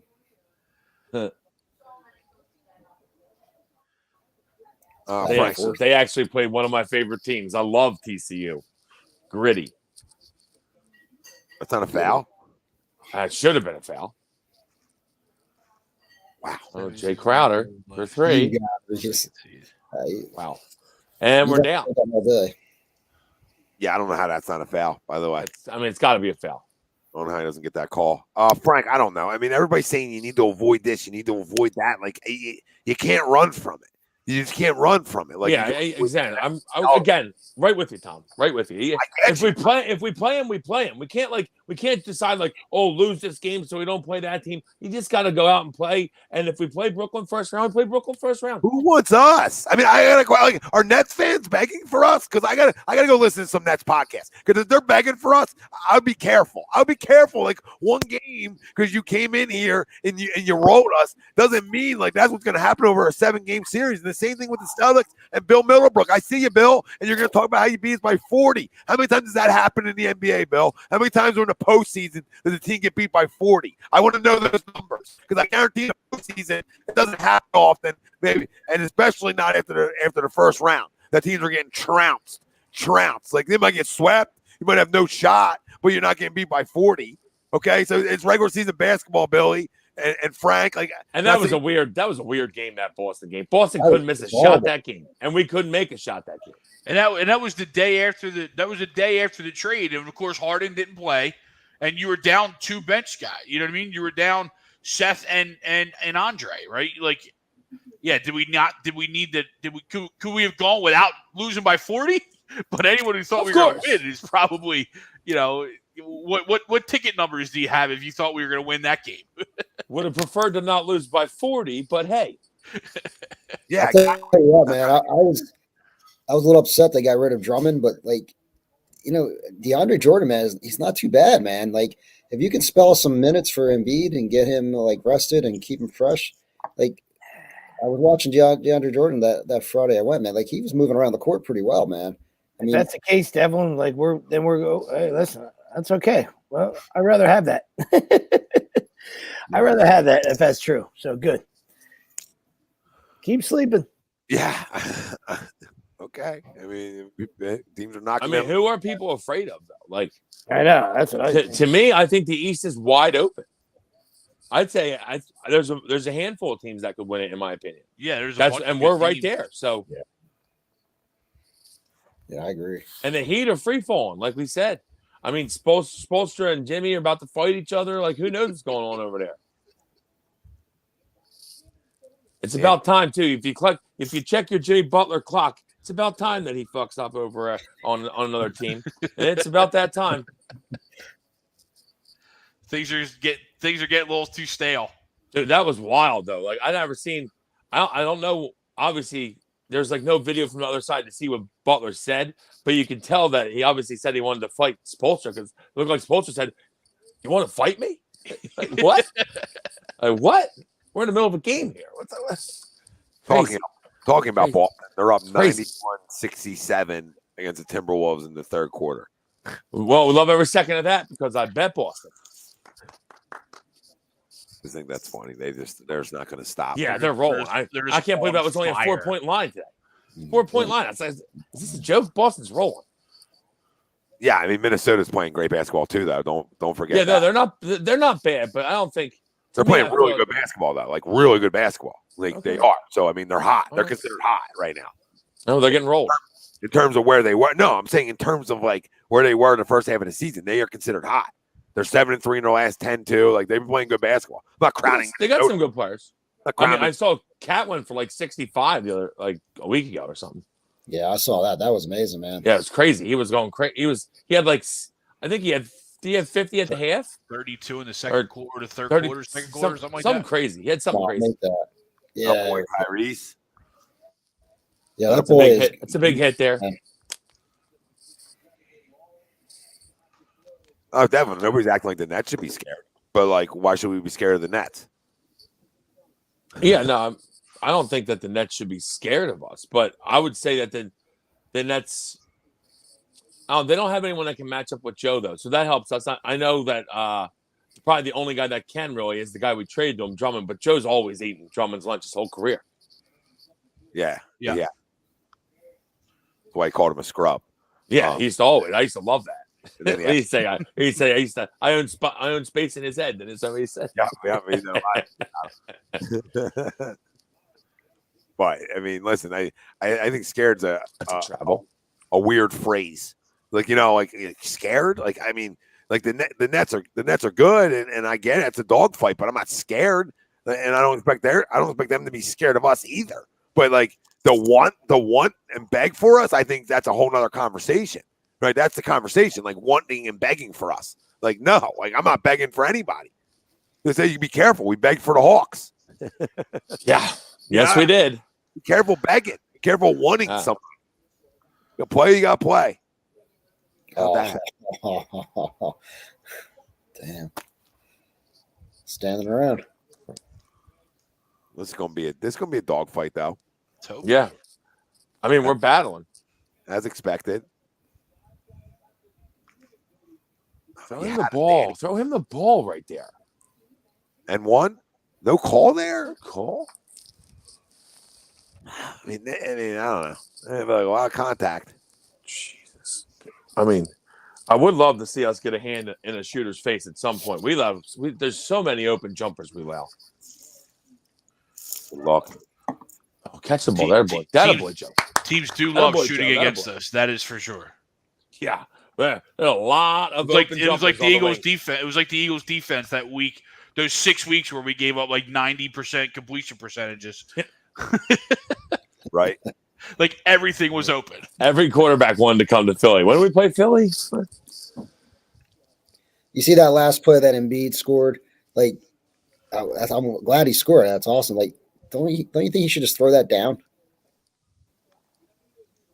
I'm of the opinion that every time he's inside, he should just throw it down. Yeah. But yeah, as long as it goes in, I'm not going to give him crap. But I hear you. I'd like to see him just power up and bury, especially with Ayton right there. Just back. Right. I mean, he didn't put the ball on the floor that time, but sometimes he does, and he goes for a layup. Like, man, you're 7, whatever. Just dunk the ball, because no one's going to stop that. The big tasty cake. Yeah, who's got to get?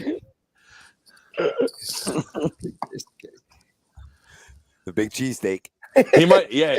I feel like the Big Tasty Cake's a great name too, just because of our area. But he might not like it because it sounds kind of soft. That's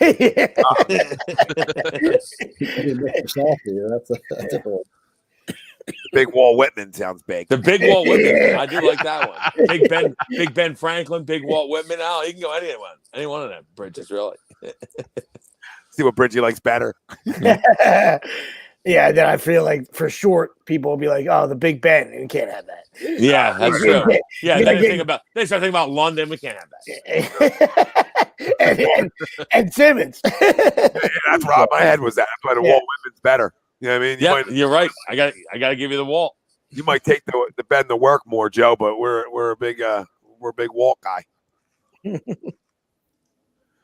I don't know where he. Depending where he lives, I mean, the Walt goes for. I mean, exactly. That's what I'm saying. I was gonna say I can get to a Sixers game in 4 minutes. I think. Yeah, I don't know where he resides. The Big Tasty Cake. Not sure where.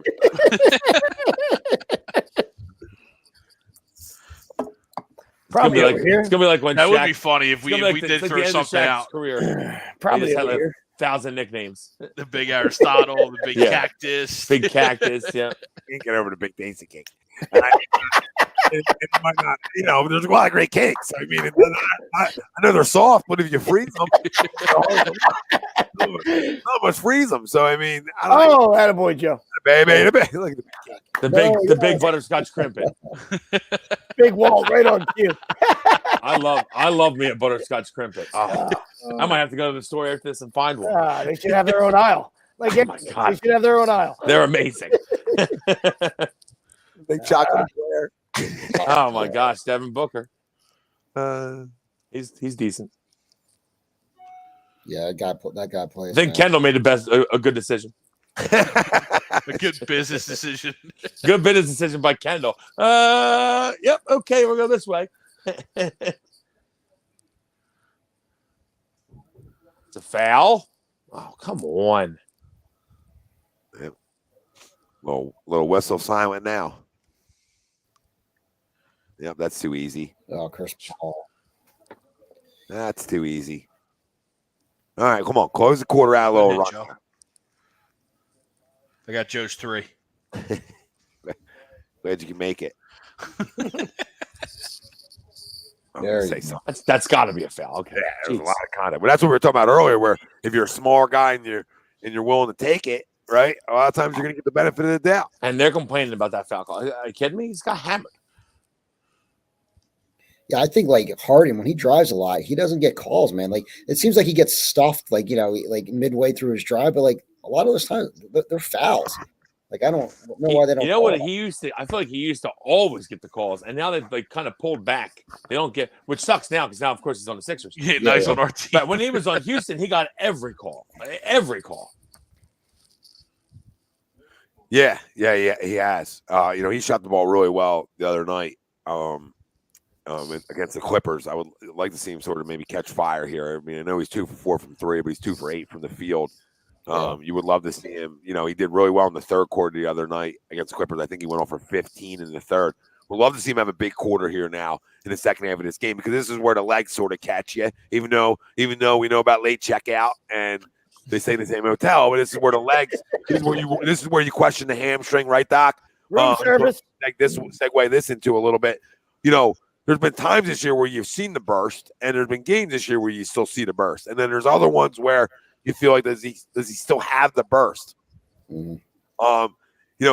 And I know he had surgery on the hamstring this off season, and then he tweaked it. He tweaked it right before he got traded here, obviously. So 3 or 4 weeks before he got traded here. I think it was 2 weeks, like roughly, because he sat out like a week with us too, right? Yeah, he sat out for like 3 weeks total. At his age, is it something? Even though he got surgery on it, that is there something to be expected just the rest of his career he's going to have to deal with, or is the surgery something where it's like, well, you shouldn't still have issues. That's why you got the surgery. Yeah, I don't know what he got done. If they just like debrided the tendon or something, like cleaned it up. But yeah, I mean, if he just had it in the off season, like in November or something, I mean, obviously he's doing pretty decent. He's playing pretty well, but like I think this is something he's still recovering from. For the level that he has to perform at. You and I would be fine because we're not playing, professional sports, but I still think he's got it, man. I mean, the game is obviously different live, man. And he was, we went to go see him. It was like, he was quick. So, and like, I don't know. I didn't see any of that at that time, but maybe there's points in the game where, he settles in or he tweaked it in the game and he's doing the best he can. No, that's good to know, because I think, a lot of talk is he's lost a step, this, that, and the third. And, still watching him, I just feel like his shots just aren't falling per se, like they usually do.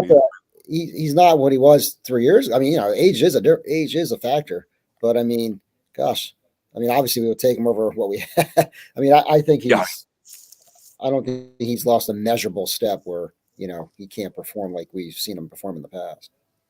I mean, Greg might not take him over what we had, but the rest of the world takes him over what we had for sure. I mean, if you really look at it, we basically traded Seth and Drummond for him because Ben wasn't playing. Wasn't going to play. Oh, he's got to be kidding me. I need these in this game. I really do. Needed that one. What is that, like 7? How many do we have missed there? We definitely. I think Joe's missed 5. I think. Yeah, that's what I mean. Like it's 4. Joe's 4. They are 16 for 22 from the line, 76%. I don't know what their season average is, but I would say that's down. If I had to guess. Oh. Yeah, it's not great. You would hope to be like 20 of 24 at least, or 18 of 22. Sorry. Harden 6 for 6. I mean, that's what he does. 4 guys in double figures now for the Sixers. So, right, that's what they do. It's what they've had done since the addition. I mean, look at yesterday, Nova's game, man. They were perfect from the line, weren't they? From the free throw line. And Nova's great from the line. They really are. They need it. That's what I mean. Like, dunk that ball. See, that's what I mean. Oh, he got hurt. Oh, no. Come on. Oh, no. Oh, no. Oh, no. It's probably twisted it here.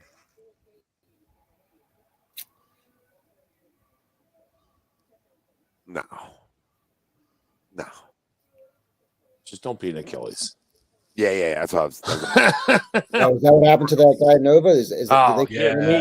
He definitely tore it. The guy. I think so. 100%. I was looking for the slow mo on that because when you do the slow mo on that, like if anybody has like a time lapse thing of that, you can actually see that thing just like Pop, just, like right, like Yeah, spring. man. Yeah, that's crazy, Doc. That's crazy. Yeah, I feel like I just hurt myself talking about that. It's like a flat tire, man. That's what happens, you know. It's like you try to go and the tire just goes, it just pops. It's crazy. That's a shame, man. Oh no. I just got there. Was it the ankle, Greg? Yeah, it just looked like ankle. I thought it looked like maybe he rolled it, maybe, right? I don't know. I couldn't tell. Sure, we'll get a replay. Yeah, I'm sure they're going to show us something when it comes back here. Well, I mean, we have the right guy on to talk about it, but hopefully it's nothing. Hopefully it's nothing. And the Flyers were in the lead, by the way. I know we had talked about the Flyers. Surprisingly, he doesn't look. I mean, no one's looking at it, so that's a good sign. Here we go. Here's the replay. I didn't see him come down. Get What out did of he the way. do? Get out of the way. 4-4. Was that an Achilles? Oh, the foot. No, he kick. did. He turned it. He turned it on Booker's foot. Booker. Yep. Okay. Yeah. 'Cause the first And one it wasn't that bad either. Wilson, the first one he came down, it looked like, oh my God, did he hyperextend? This is hyperextend talk. Like, I think he's fine. we're back. Well, that makes We're sense too, because on my broadcast, I got the Phoenix broadcast, and when they went to commercial, they showed Booker going up to Joel, kind of saying, "Hey, are you all right?" You know, making sure, checking in on him. So that makes sense. Ankle we can live with. He's hyperextended the knee a few times over the past year, and it looks so bad, man. And like, thank God, every time it hasn't been. Get it? Oh. Good time for a rebound. And that's probably good. No, thank God. I want a rebound? Dude, Yeah. Bismack Biyombo's just swinging at arms. That's a tee. Tee him up. Tee him up. Look at him. Tee him up. 3-on-1. I mean, I don't know how he didn't throw the fall. He didn't fight lions like the big cheesesteak. I don't know. Yeah, that is definitely. I like how we just keep flipping the name. Yeah, It's perfect. Nobody knows what we're talking about. Sweeps. We all hold all copyright. boom. What is We're that? gonna decide what name the Big Wall Woman likes, and then we're gonna copyright it. I gotta say, is that a baseball field drawn on your wall there, Sweets? Like Yes, your- yes, That's my pretty wife. sweet, man. Yeah, it's a green fence and Little little like ball in there. 325 down the line. That's cool, man. That is sweet. Good defense. Oh, stop it. Oh, come defense. on. He made that too? That's really good defense. man. It's a decent shot. I just don't know where the foul is here. Yeah, there isn't one. Oh, come on. Wow. Is it from the left hand touching him? Is that what they're calling? Oh, that's terrible. That's terrible. What's the call? People want to talk about Joe going the line too much. Are you guys talking about the offensive foul? No, Danny Green. They call a foul on Danny Green here. That's just brutally bad. Greg's 4 days behind. It's probably coming up. I was just questioning what happened on that offensive foul. Sean, they didn't count. I guess it was a moving screen on DeAndre. Yeah, it was Shot. Yeah, Shock. there was a foul. Yeah, it's definitely a foul on DeAndre Jordan. Shocking. Oh yeah. All right, Tyrese. That's a nice little move right there by Tyrese. We just give Booker the 2 points. And let's move on. What pick did we get for this guy? I mean, what number pick was he? 16th, I think, was 15th? it? 16, 15, something like that. No. That's Tyrese. Tyrese. I mean, we've said it before, Doc, but the fact that there was no tournament was huge for us because if they had a tournament, he would have put him and Kentucky would have played well, and he would have went higher. So it's huge for us to be able to get him. Yeah. 12. We're way off. 21. Yeah. 21. Wow. Yeah, Yeah, that's crazy. I was thinking more like 20. Yeah, I thought so. Yeah. Yeah, I mean, if you redid the draft right now, he would probably go top 6, maybe even top. I'm not even sure who else was in that draft. Well, what draft? Definitely would have went high. That's 2 years ago or 3 years ago. 20. It's 2 years ago, right? So who went Yeah, number 2 one? years ago. The 2020. Yeah, he played last year. Right Yeah. now. Yeah, 2020 because there was no tournament. Oh yeah. The draft was in April. Yep. Yeah. No tournament. Draft in April. Yep. Yeah, and the damn. Who was the first round? Who was the first overall pick? Anthony Edwards. Anthony Edwards. Okay, yeah. He's a James good player. Wiseman. Yeah, Wiseman for Golden State. He's been out all year. Yep. Edwards, and he's Minnesota. He's out a good for the player. year. Yeah, they just announced that, right? Yeah, he's not coming back. Yep. LaMelo Ball. Good player. It's actually a solid draft. Yeah. I don't know about Wiseman played pretty well last year. A foreign guy went fourth, right? Or no? Patrick Williams, he Florida State. No. Yeah, that's a bad pick. What, Orlando, if I had to guess? Chicago? I feel like I Yeah, remember. he don't even play, I don't think. No, Orlando actually, I think, hit their draft. They went Cole Anthony at 15. Yeah, he's been solid. I mean, he's probably their best player. It's like a He's steal. pretty Young good. player. What's that? That's a steal for them. Yeah. Yeah, he's their best young player. Yeah, good pedigree. Besides maybe Wendell Carter. Who went before Max? Because I know a lot of Sixers fans were like begging for somebody. Was it Cam It Thomas? was Josh Green, Josh Green. Yeah, the shooter out of Arizona. I'm good right where I'm at. He went to Dallas. Yeah, and he's not playing that a ton. And then Sadiq Bey from Villanova went 19. And he's playing well for Detroit. Well, you're seeing it, right? I mean, you're seeing a lot of guys fall because of the fact that you couldn't get handsy with them at that point, right? You didn't have really many like one-on-one sit-downs in person. You probably didn't get to see a lot of pro There days. was no pre-draft camp like there usually is. Like you're talking about, almost like the pro days. Like you're not seeing these guys sort of because usually every year they play against each other. Yeah, they all play against each other in the pre-draft camp. And then it's like, hey, if you got eyeballs, you're going to find out who some of the best players on the court were. And I think if you had eyeballs then, and you really have eyeballs on it, you would notice that his speed is a no-brainer going lottery. I mean, the other kid's starting to play really well too. That was his teammate, Quickly, for the Knicks. Emmanuel Quickly can play too. Oh yeah. So, I saw And then Precious Chuia went right before Tyrese at 20. Yeah, and his name's Precious. So And Halliburton went 12. That was a good pick. another good pick. Yeah, Halliburton went Precious 12. owns us, by the way. I mean, yeah. For some reason, Precious always plays well against us. I just can't believe that his name's Precious. I can't get over it. yeah. How bad do you beat up your parents? Like I'm a male. You name me Precious. What are we doing? Isn't there a song called Precious? I think there's like a movie, right? Oh. Where there's like a girl named Definitely Precious, a movie. 'Cause right? there was, yeah. Yeah. Once that happened, then you got to change the name. I can't. I don't know about. The greatest pick of that draft was 58 when we drafted B-Ball Paul. I don't know how much. I might be 10 to agree. Did you see his stats from last game, by the way? I don't Did know. you see him? I don't Did know you what see else. him? I don't know what else happened with the trade and stuff, but the Celtics. I mean, did they not miss? I mean, they had Desmond Bain. They took him at 30 and traded him. You know what I mean? He is Desmond balling. Bain is balling from Memphis. Memphis. Yeah, like 25 a game. So I don't know what that trade entailed, but I mean, geez, it was. His Mac Biombo's scoring points. That's never good. Nah, this could be your role job here. Here we are. I mean, someone said fourth quarter they might run out of gas, but you just made fun of the kid for it the whole time.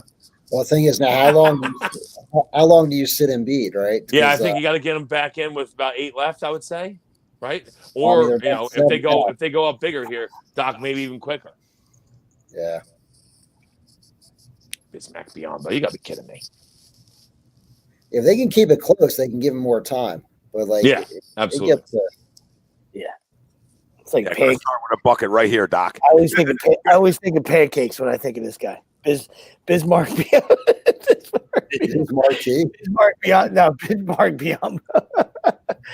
Oh, Yeah, Biz he's Mac. marquee. Get in Atta there. boy. Good take. Oh, baby. You. Oh, microwave. Little minivan coming at you. Sixers down 5. Get a stop here. Get a stop. That's probably good. Jesus. You got to be kidding me. You gotta be kidding me. So Here you go, Sweeps. Unreal. Boston selected Bane with the 30th pick and immediately traded Memphis for a pair of second rounders because of luxury tax concerns. Ah. Appreciate you. Great job, Scooter Vertino, as a producer. I'll tell you what, they probably want that back. Yeah, they'll probably deal with the money issue. He's a pretty good player. He is. Well, they might not want it back because then they're just like way too guard heavy. You know what I mean? They got way too many guys who demand the basketball in that spot, right? Isn't he a 2-guard? Yeah, he's at most he's a 3, Tommy. Yeah. So yeah. Yeah, I mean that's where you got Brown and Tatum 2-3. So I mean it's sort of and he got Smart hanging around over there too. Man. He can play. Pretty good. That's why some of us were begging for Jaylen Brown and the Simmons trade. Yeah, he's listed as a forward. You know, he's 6'6" forward. Okay, so probably more of a 3. Yep. And that's Tatum. So that's fine. Yeah, they're loaded with those Like, guys. hey, see you later, Desmond. Yeah, they're loaded with those guys. they got them. Yeah, they got them in Sam Adams. 6'6" athletic wings. They got a few. They got a few on the tree over there in Boston. Yep. Making them like Sam Adams 6-packs in Boston. Yep. There's a woman with a black eye. Did anybody else see that? Did not. Woman behind Chris Paul with a black eye. What'd she get mouthy? What's happening over there? Oh, we got a rebound. Not that we support anything like that.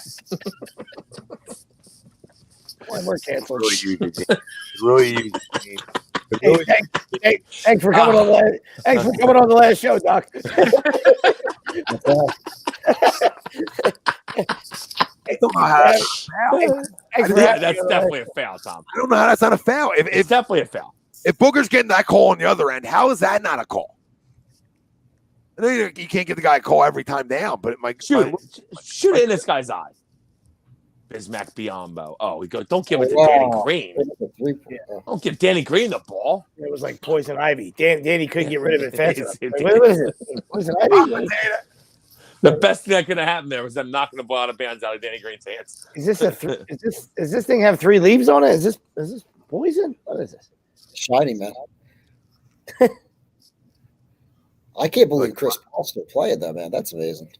He's still damn good too. Yeah. Honestly, like, you know, if he wins the championship, that'd be cool. Because I don't think he's won a championship, right? No, he's not.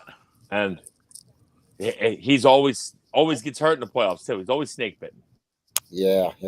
Well, that's right. That did happen. Happened last year. He got hurt again. Yeah. Oh, man, how easy is that for him? I mean, yeah. He just purposely fouled, and they almost didn't call it.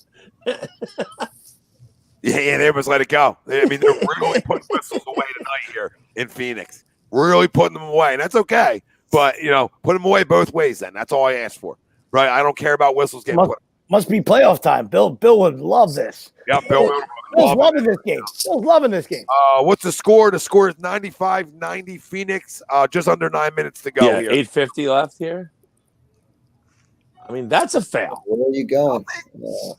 Nothing to see here. Wow, really quiet. Landry Shaman's playing good defense. Never happened. Said no one ever. Those poor guys might wiping the floor. They don't even give him a stick. He's got to get on his hands and knees. He's all different down there. That's great. I was thinking that. He must be one of the ones getting 100K a year, Doc, because you got to do a lot more work. Yeah. Oh Lord, there's the 3. Not good. That's a wrap. Shamwell, Landry in her face. All right, Sixers down 8. Under about 8.5 to go here. About time to put Joe back in here. Yeah, that's what I'm saying, man. Good. No, go ahead, guys. Yeah, I think it is time for Joe. About time. It's down 8 with about 8.5 left there. John Dell. He tends to battle, and I feel like we're not getting any foul calls. He tends to overextend his sitting of Joe in his fourth quarters. I was just gonna say that, man. That's why I was saying it. You know, I was like, when are we gonna put him back in? I hear it. I hear it totally. I'll give him the ankle on this one, but previously he's done that. I agree, but he's also got 3 guys on the court that can score. So I mean, as much as like, hey, got to get Joe in early. Also, you guys want to step up? No, you're right there too. You guys want to get a rebound? You guys want to create your own shot? Maybe go on a little run yourselves. I mean, there's a lot of money on the court still. It's not all based off money, but there's a lot of money on the court. Or it is talented players. I mean, this bench was playing well in the first half. I mean, they're the only plus we have. So I know somebody said like, where was it in the chat? Lineup blows, coach blows. Like, yeah, I mean, I don't know about that. You can't have it both. You can't have it both ways, right? I mean, you just can't have it. I'm not sure that Glenn's great, but he doesn't blow. Yeah, I mean, what do you want, Brett Brown back? I mean, that's my question to people. Like, who do you want then? Like, who do you want? Dennis, I feel like CP3 came back today. Like, I feel like he hasn't played. No, last game. Did he play? He just came back Friday, I think. He just came back Friday.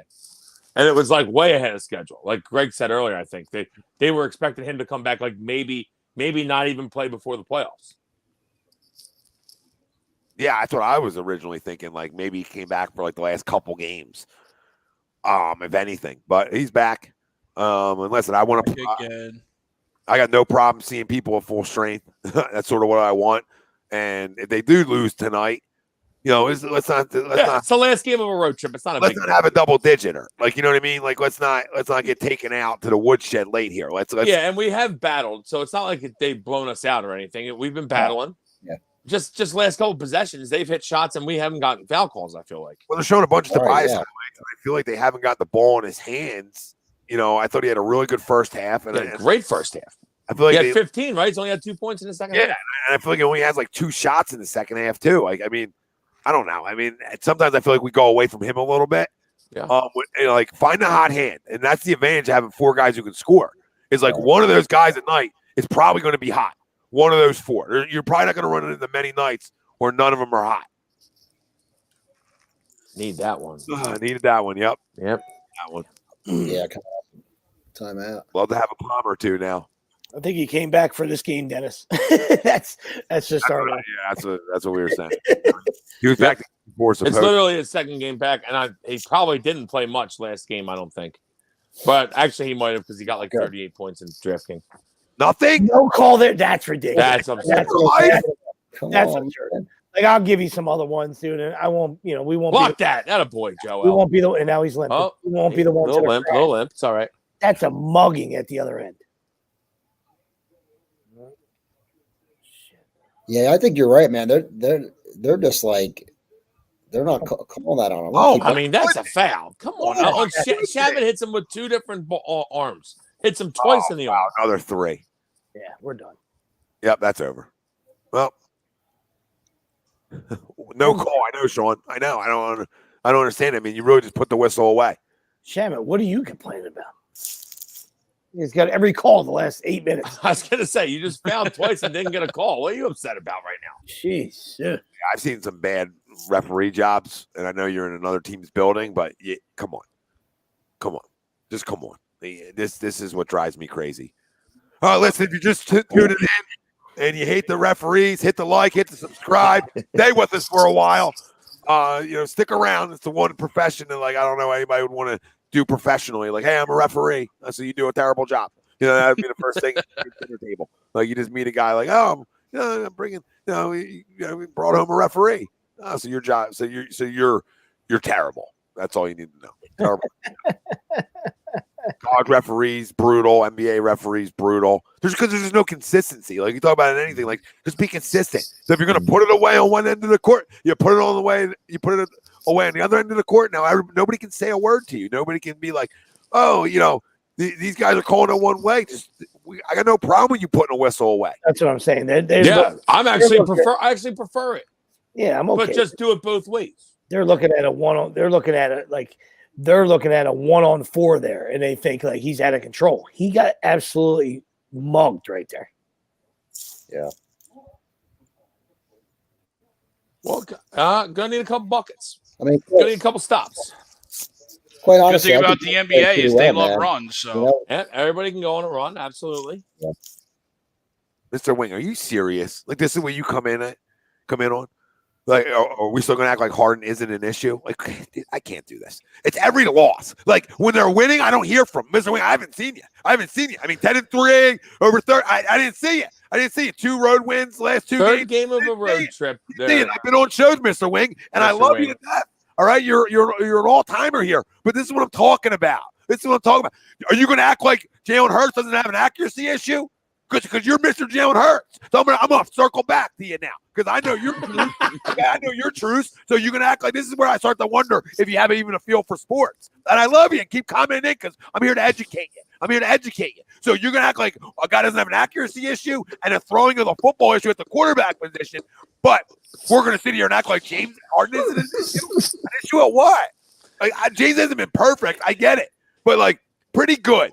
Pretty good. And me and Sleeps last Sunday had this conversation like, hey, he might not be scoring, but he's doing a great job of distributing and doesn't look like the mutt that we were perceived to be getting by a lot, right? Doesn't look like it. Looks like an unselfish guy for the most part, right? Done a really good job with his teammates. I would agree. He still might be a loser, but he is facilitating well. So, like, don't do this. We're going to act like it. That's a good shot. Huh? Would a real Tobias Harris please stand up? But outside of that, I mean, he's having another bad shooting night, as you already mentioned earlier, though, too, right? But we got Niang's only got 2 points, Shake's only got 3 points, So and again, those are bench guys versus a starter. Matisse only has 3 points, so there's other guys that haven't really stepped up. We haven't scored in 3 minutes. We haven't scored in almost 4 haven't minutes. Stepped up, throughout this game, right? So. While he's the hot button and he's the hot name, there's other guys that are definitely settling. We could use them. Nice throw it away. Man, I gotta see what we've done here in the second half scoring. I know we had 22 in the third. I mean, I don't even know if we have a point. I mean, we're talking the over. We seem to be doing a lot. I think we have 4 points, maybe this 4 quarter. points. We seem to be doing a lot of settling.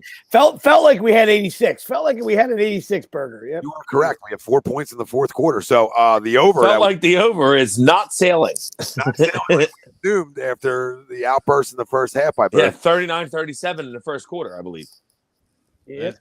It's been Lock City from there. Yep. Iceberg dead ahead.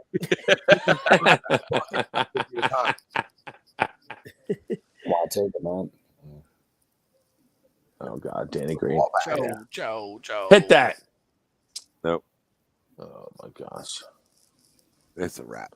Settling for threes Turn now. it over. Turn a lot it of over. threes. Yeah, see, this is what I was talking about before, man. They start doing this. They get away from their moving the ball around game plan. I don't know. Yeah, I know what you're saying, Doc. It's called hero ball. You know what I mean? And I guess the correct term would Good be play there. hero ball. You know what I mean? Individual hero ball. Get in there. Okay, there we go. Boy, We we'll don't have take to shoot a three every time, but it's good when you make it. No, I was happy with it. Like, Yeah. guys, I said something prior to it. Yeah. Not another one, and we got another one. Oh, yeah, keep throwing it against the wall. See All if right. it sticks. Let's get a stop here now. Yes. Danny, maybe cover this guy. We get like 3 stops in a row. He's gonna shoot it. Get on the glass. Let's go. All right, let's go. A little run now. A little 8-0 run ourselves, huh? A little 8-0 run ourselves. Bucket here. Assholes are tightening up. Get in there. Oh, the big tasty cake. You And can't one. stop him. And wait, The cake and he's holding him. Austin, you can't stop that. He's got 2 arms around him though. Like that, you got to call the foul there. The big Walt Whitman. Pay your $5. The big cheesecake with another. The Let's go, big little cheesesteak big. with another. Oh, Ronnie Poo. Timeout. Everybody makes a run. It's the NBA. Monty Williams. Timeout. Got ourselves a little 8-0 runner. Buckle I think in, Tom Oliver. called We're it. heading in for a landing. Yes, sir. Oh, Hey, A I little tell you 8-0 what, runner. every time you say the big Walt Whitman. I think they score. We got to start saying that more often. I think the big Walt Whitman might be the one. That might be the one we're going with. Transition threes. We love it. Leader of the pack, big Walt Whitman. Everybody in the NBA is crazy. You know, it's nuts. This game has been a full game of like, I could show this to Cass, right? Like his first game ever watching and say, this is what the NBA is, right? And like first game ever, and this is the perfect game to show because there's been like 10-0 runs, 13-0 runs, right back to another 13-0 run, then a 10-0 run the other team, then a 10-0 run the other team. It's been amazing. Like I don't think this team's ever traded baskets in this game. I don't know how many baskets have been traded in this game. Like there might have been 5 baskets back to back in this game. Yeah, there's no seesaw. This is a seesaw game. Jake Paul, you guys can't seriously think with Harden and Embiid flailing their bodies like fish out of water they're going to win the East with teams like Brooklyn and the Bucks. Okay, Jake, you think what you want. You know what I mean? Jake, who you fighting? Jake, you boxing? Yeah. Who you fighting next, Jake? I want to square you up by your comment. You know what I mean? I would love to see you in the ring with your comment. I'm not going to say I'm going to do any damage to you, but I would love to just jump in a ring with you. That's definitely not the real Jake Paul. He would have a better take for this. I don't know if he would, to be honest with you. Yeah, he might. I was going to give him the benefit of the doubt. A better jaw, maybe. James, is that true? I got to go see that again. He did mouth I don't miss in the fourth quarter. He mouthed that? Wow. Yeah. I love that. So James says Maxie just mouthed I don't miss in the fourth quarter. Okay. Now you better not. Yeah, I was going to say. Close out. Let's go. Push it. Get another here. Give it to him. Yes, just give it to him. They can't guard him. No, he missed it. Oh, okay. They finally called a foul. Oh, Dunk that ball. Another one there. Doc, I'm right with you. Just dunk it. Turn and he even had he had perfect. It's a perfect pass. Just dunk it. Right up. Yeah. No one will stop him, and he'll still get fouled, and it'll be an N1. Oh, why are you laying that in? Just dunk it. 31-12 for Joe, though. Need the foul shots here, Joe. Need the foul shots. We're gonna need you to make them all. Don't need these ones. Yeah, we have. Hey, win or lose this, I'll give him credit for the fight back here. Yeah, absolutely battling. We're battling. Something happened. 25, 30 point, 10 rebound games on the year for Joe. Tied with Giannis for most in the league. All right, we're down one. 4:30 to go. Can we get another stop? Probably not, but yeah, he's got to go up and yam that and get the foul. Close. Good day. All right. And one? They caught a foul there? What? Like, are we being serious right now? That's not a... I'm not. I might as well just go pass. You know what I mean? I might as well just go pay. I mean,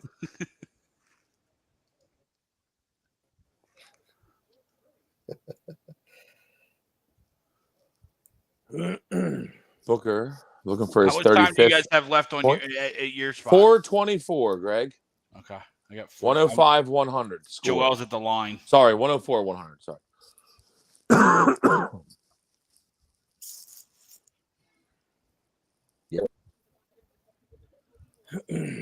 Get big. Oh. Damn. Would have been nice to have that. Yes, needed that big Walter. Wow. They really called that? I'm going back to your guys' foul from a couple of seconds ago. Greg's in the Clippers game right now. Yeah, I'm still watching them play the Clippers. Chris Paul hasn't returned yet. Greg's in the Greg's Clippers game with the cup phones. Hey, cups and strings. Cup phones and strings.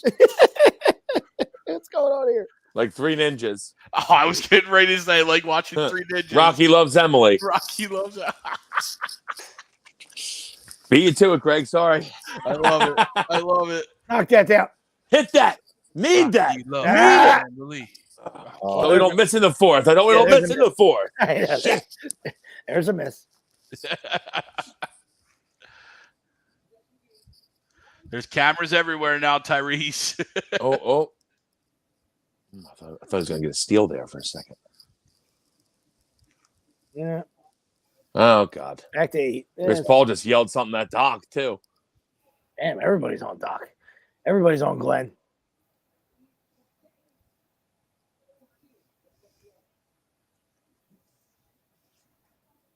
I wonder what he said. He Maxime. probably told him he needs a red shirt instead of a blue shirt because it'll look like Jake from State Farm then with his khakis on. You know? Dennis.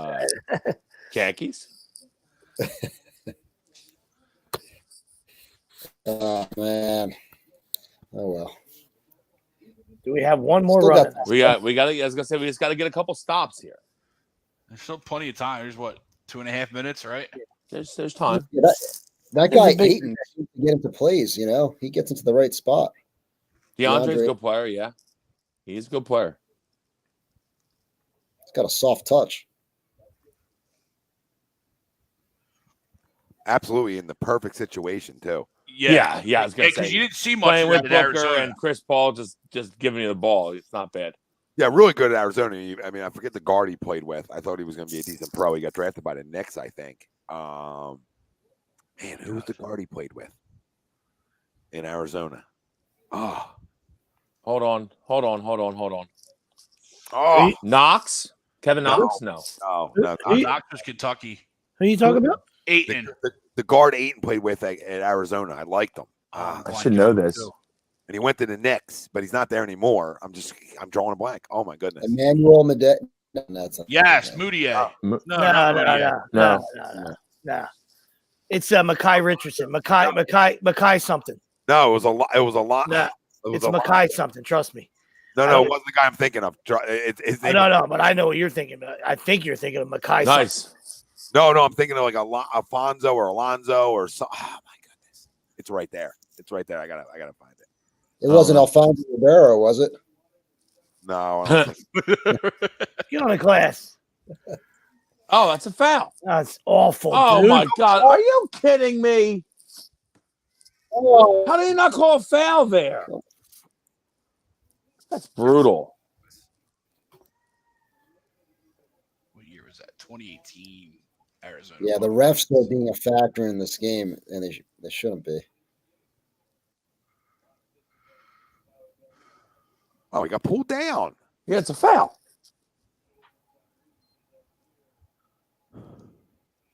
That's a foul, Jesse. That's a foul. It's terrible. That's such a bad call. That's terrible. It's terrible. Hey, ball don't lie. Hey, it's Scott Foster, nasty. I don't know. It's Scott Foster. Yeah, he's the worst. Nico Mannion. I think you're thinking. Nico Mannion. I like Nico. That's He's on Toronto, I think. Alonzo Trier. Yep, Alonzo Trier. Trier. Yeah. Yeah, he was he their guard though? But yeah, okay. Yeah. You're right, Tommy. The guard who played with him. He was a pretty good player in college. Yeah, I was kind of shocked that he didn't really Did he go? catch on in the NBA. Yeah, I thought his game would translate. I did. Not like great. I just thought he'd be a decent player. Jeez. He kicked I don't know around about a that little shot bit. there. I don't know about that shot there, Joe. I thought he got signed as like a free agent, but there's nothing about him in the league. Maybe he's in the African League I watched the other night. Too deep. I think it's called NBA They African, let him by the penetrate. way. NBA Africa. Yeah. There's like a league in Africa now. I stumbled upon it when I got home from work at 3:30 in the morning the other night.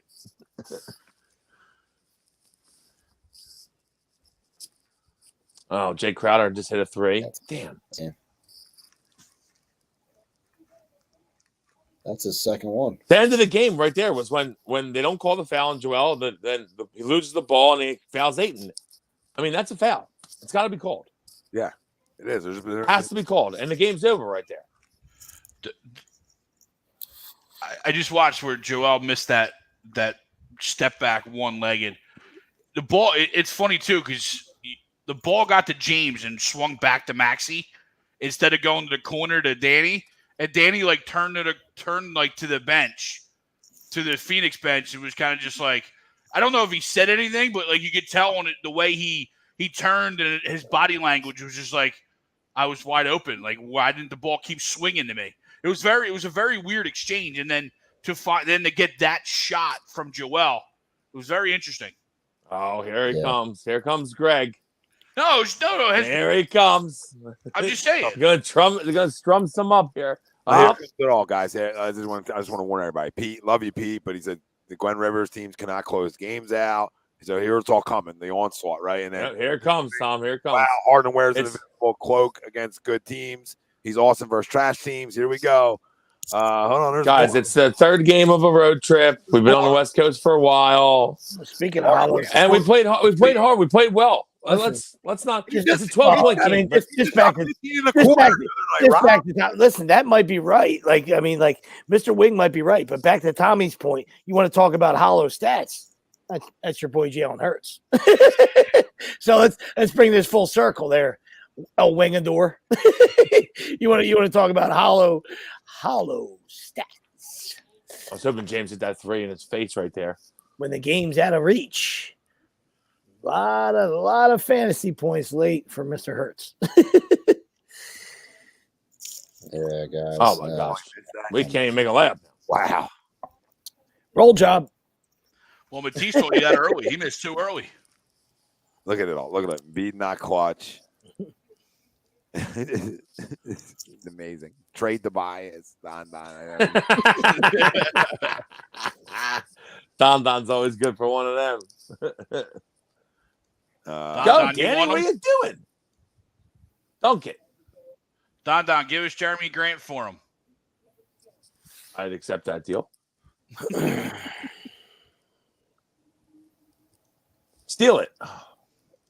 Doc has no feel for the game. I'm not saying Doc's perfect, but like it just gets. Again, guys, it's the third game of a West Coast trip. We battled. I guess what they call the foul when Joel goes down right there. We have the ball down 4 with a minute and a half, 2 minutes. He's supposed to, I guess he had a Danny podcast. How about another one, Dan? Yeah, hey, 3 for $1, Dan. Hey, Danny, you're right. Boston is going to go to the finals. Shooting like that, Dan. Sorry, bro, but he flops every. Okay, come on, man. Come on. Like, listen, you guys not watch the last two? I mean, this is what makes me laugh about people. Like, did you like Harden can't score anymore like he used to, but he drops 15 and a quarter just the last game, right? Embiid can't close. Yeah, 37 to 15. Yeah, he stinks. Yeah, like Embiid can't do this, Embiid can't do that. Like, it's just comical to me. Like, I don't know what to say to people. Like, you guys just jump off the wagon, but then were you guys here after 2 wins? Like, that's the only thing. Like, I understand there's concerns. There's concerns all around the league for teams, but don't like you guys pile on after losses, and there's no like context to it. Like I said, opening shows. This is a big. This is a game, and it's a game that we probably were supposed to lose. We're 4-point dogs. Yeah, big regular season test, right? And honestly, like I know the game didn't end or it was further away than it looked, but this is a game they were in all game. You know what I mean? This is a game they were in all game. Yeah, this was a game the whole time. Yeah, absolutely. The whistles went away in the fourth quarter. Let's just call that what it is. They totally went away, and there were some clear calls that maybe changed the outcome of this game a little bit, right? Yeah. You're talking about a foul and beat on a rebound that ended up being an easy bucket or turned in, right? You're talking about. Well, that's the biggest play right there, Tommy, because it's 4-point game. 4-point game with us having the ball. With like what, minute 40 left, we go and score right there. We make it a 1-possession game. Instead, they don't call the foul. Ayton gets fouled, gets to the foul line. It's a huge swing. Whistles don't go away in the postseason, Joshua. I mean, that's a straight foul, guy. You can call.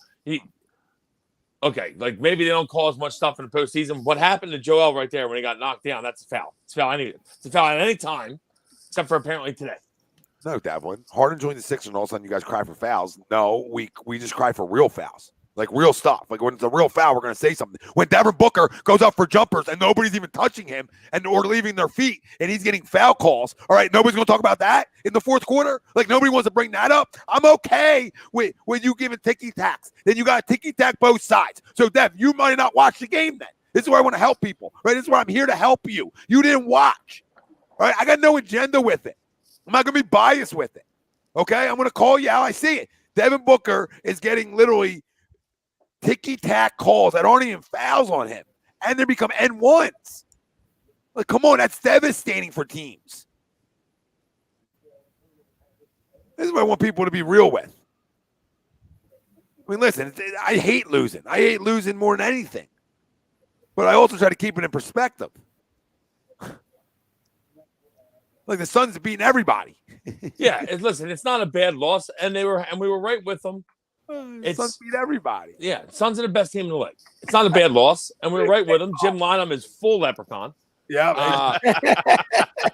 I mean, I got a fantasy baseball draft in 2 minutes. I just can't believe they didn't call that foul at the end there. I know they're saying we're crying for fouls. I'm not crying for fouls, but that one at the end there was brutally bad. Brutally bad. Mr. Wing, you've been missing all year. What do we trade Harden for? Like, have you been missing all year? I mean, you've been missing all year. We got Harden for Drummond and Curry. Don't you dare! Don't you dare! Don't you dare! You want to hold on to him? You want to hold on to him so this circus can still be going on right now? We still be having a circus. We still be talking about a circus act. Is he going to play? Is he ever going to show up? And then it's a herniated disc. Like, you want the circus in town? Come on. It's a trade that absolutely had to happen. Anyone that says otherwise is just an idiot. I'm not Team Harden. Sorry, guys. I'm not like air quote Team Harden. But come on, it's a no-brainer. All right, boys, I'm hopping off for this draft. I'll leave you with my crumb, and you guys can talk about him if you want. I'm just gonna say the crumb is Jimmy Butler because it's like I said, it's time. It's time for Butler to blow up a team. It couldn't happen to a better franchise in Miami. Jimmy Butler crumb. And anybody that's worried about the Sixers, this is a game that whatever. We battled. They had a shot to win. They didn't win. Get over it. Go to get the next one. Like Mark, I'll talk to you, boys. Like Mark, good seeing you, Doc. All right, Wes. Like Marquise, like pretty much the whole time he's been here, like his scoring's been like you go look at his game logs. Like, you know what I mean? I'm just trying to be honest with people. Like, go look at his game logs. I mean, he scored the whole. He's been scoring fine. Like, he hasn't been perfect, and there's been some games where he shot terrible, but he's still, he's still getting numbers. I mean, I don't know. But the way he's been shooting, if he's not getting the foul calls and getting to the line, he is not very useful on the floor. Like tonight. Like he didn't get the foul calls in the second half, and he's 2 for 10. Okay, I got you, Greg. He does do other things very important for this basketball team, and I know. No, I don't. All right, no, I got you there, but he didn't get the foul calls in the second half, and that showed because he was ineffective in the second half offensively. Yeah, we didn't, and some of our shot, we weren't getting shots to fall, man.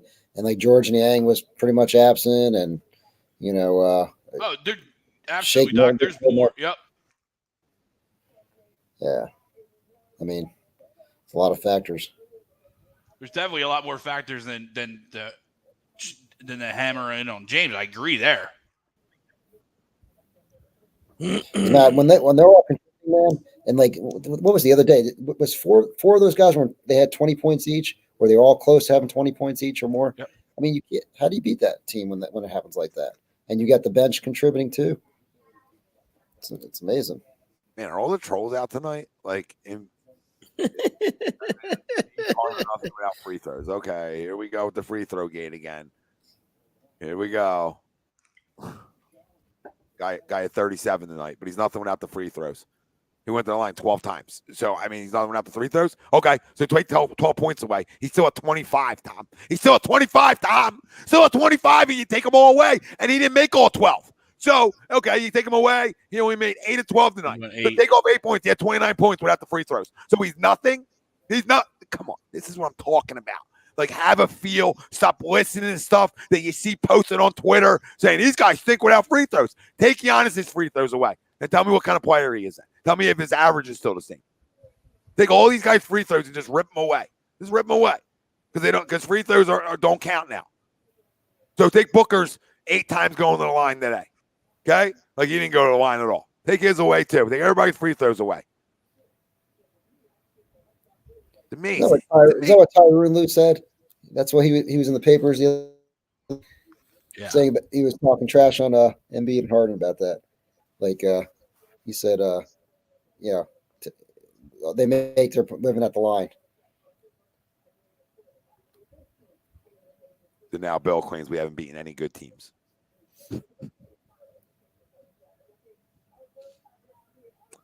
This is truly amazing. Haven't been any good teams, according to Bill.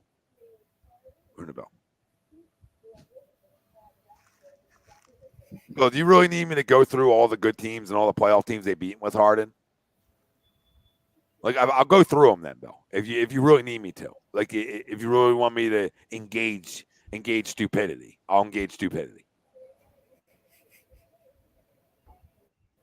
You're the guy who didn't worry about the Eagles not beating anybody. I remember you in the chat, Bill. Play who's on your schedule. I remember that. Because you're the Eagles.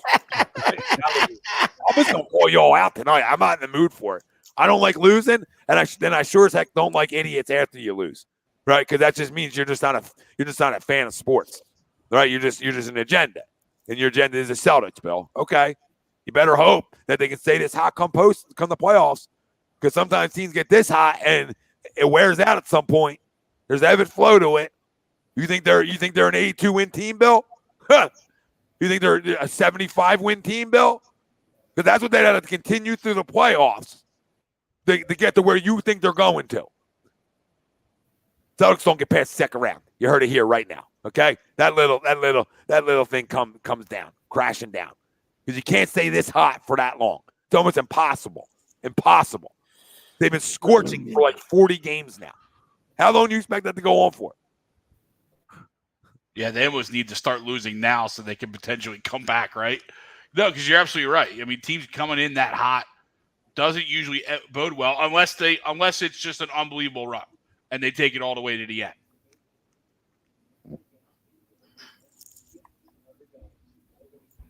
Oh man, everybody's out tonight. Rivers is gone after this year. Wow. I mean, I don't like the way we lost. Tommy, this is after every loss. I don't know what's shocking about it. You know what I mean? Like we've done this. You know, we've done this after losses. You know what I mean? Like it's just what it is. It's just what this. It's the emotions that this team just draws out of people. Listen, I love emotion, okay, and I love being critical. You know what I'm saying? I love those things. We went ice cold in the third and fourth quarter per se, right? From where we were in the first half. You know, we scored 22 in the third and 18 in the fourth. You know, not good enough. Devlin, I know Devlin. Okay, they blew a big lead, but they blew a first quarter lead. I mean, or a second quarter lead. Can we stop? Like, is it your first time watching the NBA? Oh my goodness! At the end of a road trip too, like everything in context, people. You realize, like in the playoffs, you play a team, you play in a 7-game series, right?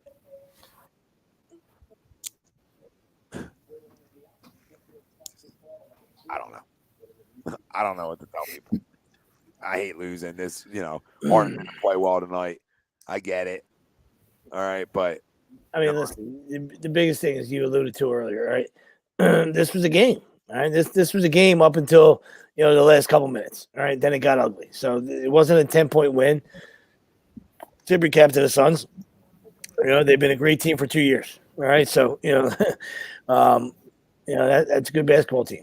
And I said earlier, regular season or not, there's only a couple games. There's only a handful of games left. So for me, this was a measuring stick. So I'm not running from that. I'm not happy. All right, but we were in the game up until the end. All right, and it's not sour grapes. It's not crying about it. The officiating was atrocious. That's just use your fucking eyes. All right, you could people want to say you're a homer and all this stuff. That's bullshit. Use your eyes. They weren't calling it both ways. Right, so that's not the difference in the game. But if it's the difference in a 10-point game, right? So then if they call some of those fouls, now maybe it's a 2-3 point game, one possession game, and we got a chance to win it. We got a chance to steal one on the road against a really good basketball team. That's all we're saying. All right. Nobody's saying that, that's the sole reason we lost. No, we didn't play well in the last couple minutes. So this is a lie, Big Red. So please come in here with factual information, because if you don't, I'm going to then expose you. They didn't play 3 games in 4 days. They played Wednesday and Thursday. Today's Sunday. Okay? Today's Sunday. So count it out. That's not 3 and 4. That's not how that works. Those numbers don't work together. Okay? That's a Wednesday, Thursday, Friday, Saturday off. Sunday game. Coming back home from a road trip. 2 days off. Come on, dude. We did the show on Wednesday, right? And what was the poll? We'd go 3-0 on the road trip, right? Or we brought up the question 3-0. I think everybody had them 2-1 anyway, losing this game. Yeah, I was the only one that said 3-0. You were probably the only one that had them 3-0 just because that's what Tom does. That's just what you do, right? You know what I mean? You just believe in your team. Yeah. So it's like it's it's just if you had this game as a loss anyway on a 3-game road trip, then what's the big deal? They come home, they get the Bucks at home. They get the Bucks at home on Tuesday. It's just funny when people are so wrong. You know what I mean? When people are like, "Oh, you're making excuses," and then like you're wrong. Like then you're so wrong. Like not even like a little bit wrong. You're like so wrong. They had back to back, and then they had 2 days off before they played Sunday back at home. Morons. Yo, guys, I got to roll, man. See you, Doc. Doc, let everybody know where they can find you. And I'm gonna be in soon. I gotta get the sciatic. I gotta get a little sciatic work. So you got it, man. Anytime. I'll be in soon. So everybody know where they can find you on your way out, Doc. Sure. You can see the website there, specializedphysicaltherapy.com. We got 2 offices, Cherry Hill and Burlington. So we accept just about every major insurance out there. So if you got any issues that are affecting you in terms of moving, or if you got pain, give us a call. We'll help you get back on the road to recovery. Yes, sir. Thanks, Doc, for joining us. We'll Awesome. talk. Thanks, Doc. Thanks, Doc. See you, buddy. Yep. Easy. Dev, what am I wrong about? Like, I don't know. Like, I don't like this loss. Okay. But I also, like Sweep said, like, man, they put the whistles away for our side, like big time. I mean, there was some egregious stuff. So I'm just a relaxing, like, hey, let's see this. Like, well, come playoff time, if it seems eliminated, you're going to hear from me, right? It's like you heard from me last year, etc. Right? So I'm not gonna run from nothing. But like regular season, I'm not going to overreact. Like if they lost all 3 games on the road and this was the final game, then yeah. Or they went 1-2, all right, then I'm gonna have some issues. But they went 2-1 on a trip, okay. Like they played the best team in basketball today. So as that being a measuring stick, I thought we hung in. With Harden going 2 for 11. I thought we hung in. But we didn't win. You know what I mean? So, what I mean? Like, like I'm with you. You know what I mean? Like I said, I'm not jumping out. I'm not, screaming like everybody else, you know what I mean? But this was a big one for me, you know what I mean? In that context, you know what I mean? In the playing a really good team, context, with Chris Paul. Regular season context, Chris Paul's back. This is a game, I would like to have, or I would like to have this be a 1-possession game. But like I alluded to a couple seconds ago, you know what I mean? Like the refs, kind of lost control at the end here, you know what I mean? And it got out of hand. All right, that's not a 10-point game. I got news for you. Anybody who watched, we watched. All right, we did live reactions. We did 2.5 hours of it. You know what I mean? That's not a 10-point. That's not a 10-point Suns win. You know what I mean? Like I don't care what the line was. I don't care. Whatever. Vegas, all that shit. You know what I mean? That's not a 10-point Suns win. It is on paper, but that's not how the game. It was a game of runs. We said that it wasn't. There was no seesaw. It was a game of runs. All right, but that was. That was closer than a 10-point game. Yep, that's all I'm saying, Sweeps. Yeah. Like if we got beat by 10 and it was a clear cut, like double-digit loss, then I'm concerned a little bit. Then I'm like, I didn't like that outing. All right, now I'm a little worried. But dude, this was a dogfight. We went on a run when they were up big in the fourth. We went on another run when we all thought they were dead in the water, and we showed the fight to go on another run. Right, this game's more of a 5-point loss to me. Right, which I'm not saying that's like good. I'm just saying like that's a dogfight. You're in somebody else's building, the best team in basketball. So just show me you can play with them. That's all I'm looking for tonight. Would I love a win? Absolutely, I want to win. Right? Am I happy with losses? No. But guess what? The great thing about sports is I got a big test Tuesday. I got another big regular season test Tuesday when the Milwaukee Bucks come into our building. Right? This team's been home for 2 days now. For 2 days. Waiting for you. So, I mean, that matters a little bit. In 7 gamers, that doesn't happen. Somebody's not just sitting around waiting for you. Both teams are flying back together wherever they're going, right? I mean, it's like, listen. The great thing is you can go figure it out and get a big win Tuesday, and then you get this game out of the way. It's just, I understand in the moment reactions. That's the whole point of it. This is why we build a platform so people can vent. But like, you know, if you want to vent about Harden being 2-0 for 11, go for it. You're not gonna hear nothing from me. But if you're looking back at some of these takes right here, like I'm looking at right now on the post game, I'm telling you they're fouls. Regular season, postseason scrimmages. Okay, they're fouls. They're fouls. All right, playing a 21 rough touch. They're fouls. They're fouls and rough touch. You're like, yo, bro, easy. All right, I know it's rough touch, but easy. Okay, they're fouls everywhere. YMCA pickup league, you got to give the ball back. You got to roll it back. Here, your possession, right? It's a foul everywhere. Freaking hate it. I hate it. Just saw 3 of them. Just watched 3 drives that were foul calls that he didn't make the shot.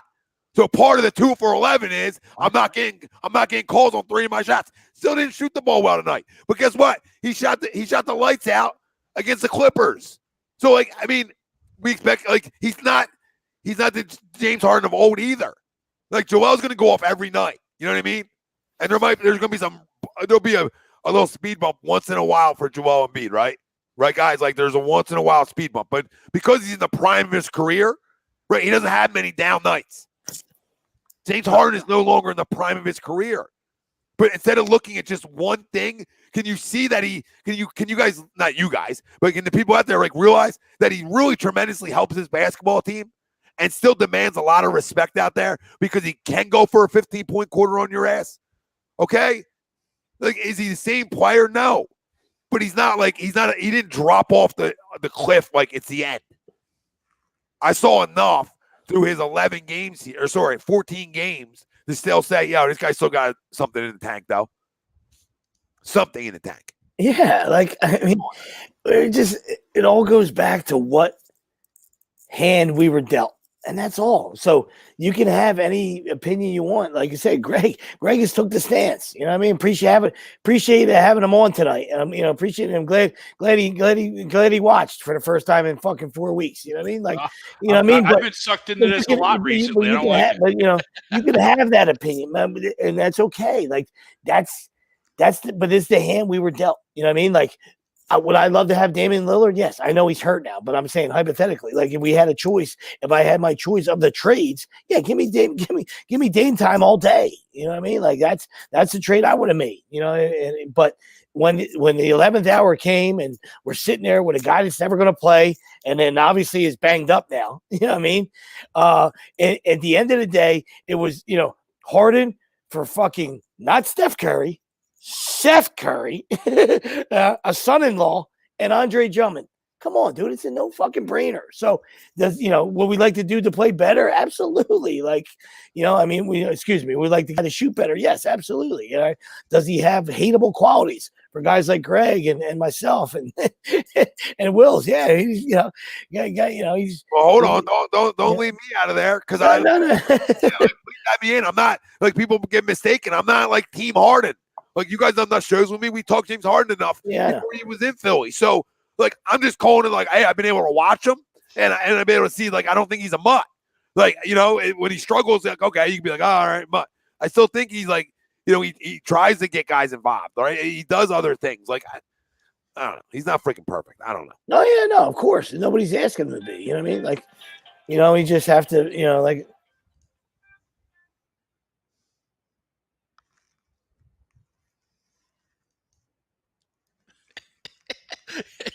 Sorry.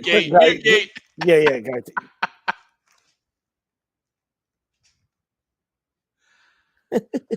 Sorry. Yes. A little phone call right there. But yeah, no, that's what I'm saying. Yeah, you don't have to be perfect. You know what I mean? It's just, listen, if guys are gonna, look at everything, then that's fine. You can look at if you want to analyze every single play and every single thing about the guy, then you're going to find flaws. I mean, there's been flaws his whole career. You know what I mean? Like, from not playing defense to being, labeled a loser to, to being a volume shooter. You know what I mean? Like, yes, and an absolute elite scorer. Don't get me wrong. You know what I mean? But there's going to be plenty of things you can find. You know what I mean? You just have to, there's. Listen, I'm waiting. Let's wait to see what happens in the playoffs. You know what I mean? This means nothing right now. So that's except for seeding and stuff like that. And yes, we want to gel and want to see how how they play together. But at the end of the day, it was for Kerry and Drummond. So listen, I think if you didn't want to make that trade, then I can't help you. You know what I mean? Like that's it doesn't mean you have to like them. But if you didn't want to make that trade right there, then there's nothing we can do for you. You know what I mean? Like the other dude was never going to play. That was it. That ship sailed. Even if you were 25's fucking brother-in-law, right? Right? Even if you were 25's brother-in-law, you know what I mean? Like that ship was sailed. All right. So here we are. Here we are. This is the hand we were dealt. So let's have at it. See what happens in the playoffs. All right. Or the fourth bet team, if they go beat Milwaukee on Tuesday night, I just want that same energy. You know what I mean? Like they beat Milwaukee before the All-Star break, shorthanded, right? Everybody remember that in Milwaukee. So like everybody out there, they don't beat good teams. They don't do this. Like, come on, man. There's a lot of really good wins on when you roll through their schedule and what they've done. So is there bad losses? Of course, right? But you guys act like, the records are what the records are. So everybody's had bad losses. You understand? Like Celtics are playing hot as can be right now, hot as a pistol. But let's not act like they didn't have bad losses before they got scorching hot, right? Like, come on. Everybody does. Milwaukee has bad losses. The Heat look like they can't play basketball right now when we know they can. So come on, people. Just keep the energy both ways. The only team that probably hasn't had a bad loss all year is Phoenix.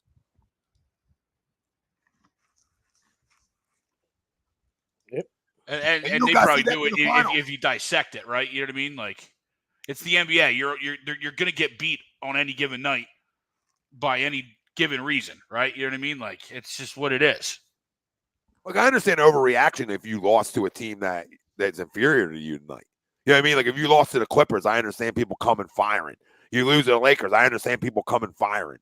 You know what I mean? You lose to the teams that are like borderline playoff teams, I understand it. But when you're losing, if you lose to playoff teams, like when you beat playoff teams, right? You know what I mean? Like calm down, people. And especially if you lose to the best team in basketball. Already, on the road. Locked in. There's 10 games left, 8 games left. They're locked in for the best. They can lose every game going out, and they're still the best record in the NBA. So, I just put everything in context. You know what I mean? Like, you lose, like I said, like the Timberwolves at the end of not the Timberwolves, but like let's think a team like even under them, right?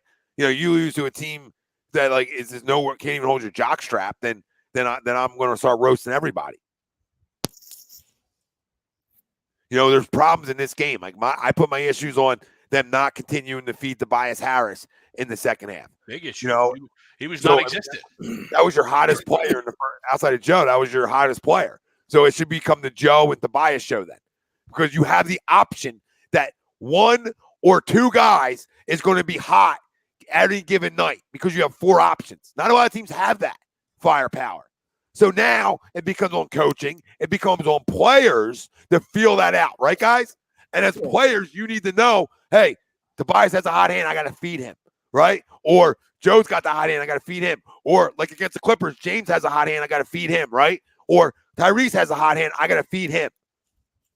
Yeah, that's common sense. Yeah, and then that stretch in the last 2-week stretch, you know what I mean? You're talking about the Nuggets and the Raptors, they're bad losses. You know what I mean? Like tonight's not a bad loss. You know what I mean? Like I don't like it, and not contradicting what I said earlier about a measuring stick. Of course I want them to win. I want them to play well. I want them to show that they belong. You know what I mean? This is a huge game tonight. But I'm saying if you're talking about, Nuggets, we blew a 20-point lead. Like I understand that's our it seems to be our MO. You know what I mean? Like we blow a lot of leads, don't get me wrong. But that was a really, we really blew a lead in that Nuggets game at home.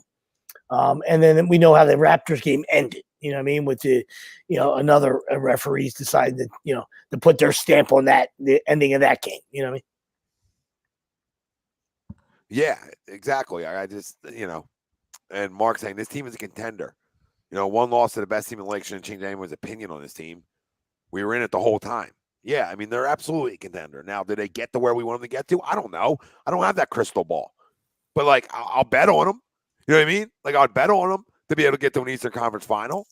I'd bet on them to finally be able to get over their own hump, right? I'll bet on them. But I almost like it when everybody's out. Because now they're definitely beating Milwaukee Tuesday. You can book that. You can book that because everybody's out. They're winning. You know what I mean? It's like when everybody gets too comfortable. We blow the Clippers out. Harden has a big game. He's back. Every group saying he's back. You guys know. I read a lot of that stuff.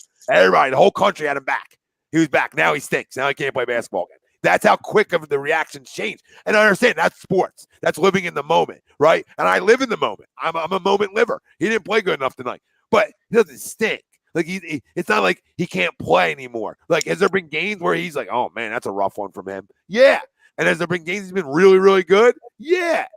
But this team is Joel Embiid. He's just got to be good enough, right? And then they got to feel the room, like I've been saying, feel the room. I don't need Harden going off every night. If Tyrese and Tobias are playing well, that's the advantage of this team. And listen, they got to learn. This is why I wanted Harden to play as quick as possible, right, guys? Because they got to learn that together, right? Harden's used to, outside of the Nets, he's used to playing in situations where it's him and one other guy that got to dictate it all, right? He's not in that situation anymore. Even with the Nets, he wasn't in this type of situation because there's 4, right? There's 4 guys who can score. I get it. There was 2 other guys that could score at elite level there. You know what I mean? But, from 3 to 4 is even bigger, right, guys? So, playing together matters. Taking some lumps and losing and being able to learn from it, right, matters if you're willing to learn from it. I got to believe these guys want to win too. I got to believe at this point of Harden's career, he's all in to try to win, right? That's why he wanted to come here. Okay, and you say, well, why would he want to leave the Nets? Well, I don't know. Hey, guys want to leave places, right? Yeah, no, you're right. You're right, absolutely right. And would you rather have, a month and a half of some ups and downs and some growing pains, or would you rather have 4 games where the Sixers go 4-0 down the stretch and then they go into the playoffs and they don't even know how to work they don't even know how to work with each other. You know what I mean? So, I'll take a month and a half, 2 months of ups and downs and some growing pains as opposed to the grass is everything's peaches and rainbows. You know what I mean? For a more shorter sample size. You know what I mean? The one thing that is concerning, though, is there's, in this stretch, there's been more games where James has not been very good shooting-wise than there has been where he has been good, right? So I, completely understand where he does a lot of other things, but there has been a lot more games where he's been ineffective scoring and shooting than the only reason I'm going to interrupt you is because I believe you, and I saw the same thing last week. And then Tommy Encyclopedia went through it, and it wasn't as bad as I thought, Greg. I'm just saying. I go back to the free throws, right? You know what I mean? I'm just saying because I use my eyes, and I felt the same way. I'm like, this guy's been dog shit, but shooting wise, except for a handful of games. And then Tommy went through it. It was me and him, just the 2 of us, and we got after it, and I was like, wow, that was better than I thought. You know what I mean? That's what I felt. Cause I said something to Ryan one day. I'm like, man, this guy stinks. One day, just talking, this guy stinks. And then I personally just went through, and I'm like, okay, but I'm like, he also is second in the league in assists, right? So there's also other things that matter, right? His presence helps Joel Embiid, right? So no, can I deal with 2 for 11s all the time? No, but there's not 2 for 11s all over the board there, right? That's the point. If it was nightly 2 for 11s, Greg, I'm with you. Well, shooting wise, not free throw wise. No, look at it. It's not no. That's what we're talking about, buddy. I'm not talking about points. There was 2 game stretch where he was I'm not talking about for points. 30. I understand that. I'm not talking about points, but he went through the whole thing. I'm telling you what we did last week. I did a running tracker. No, you didn't run enough then. I didn't do the tracker tonight. I didn't want to be a troll. I know, but I thought the same thing. I was in your boat last Sunday, and then he went through it. All right. Yep. So unless Tommy was looking at somebody else, he went through it, and it wasn't as bad as I thought. That's all I'm saying. You know what I mean? And you talk about Friday night. Friday night was really good, and then tonight was horseshit. So how about I just do it again for the people at home, right? For the people at home, 61%, 60%, 33%. Okay, egg 17%, 26%, 2 in a row, 54%, 41%, 42%, 41%, 38%, 46%, egg 18%, and that's not. And then there's 2 other games. His first 2 here, 58%, 57%.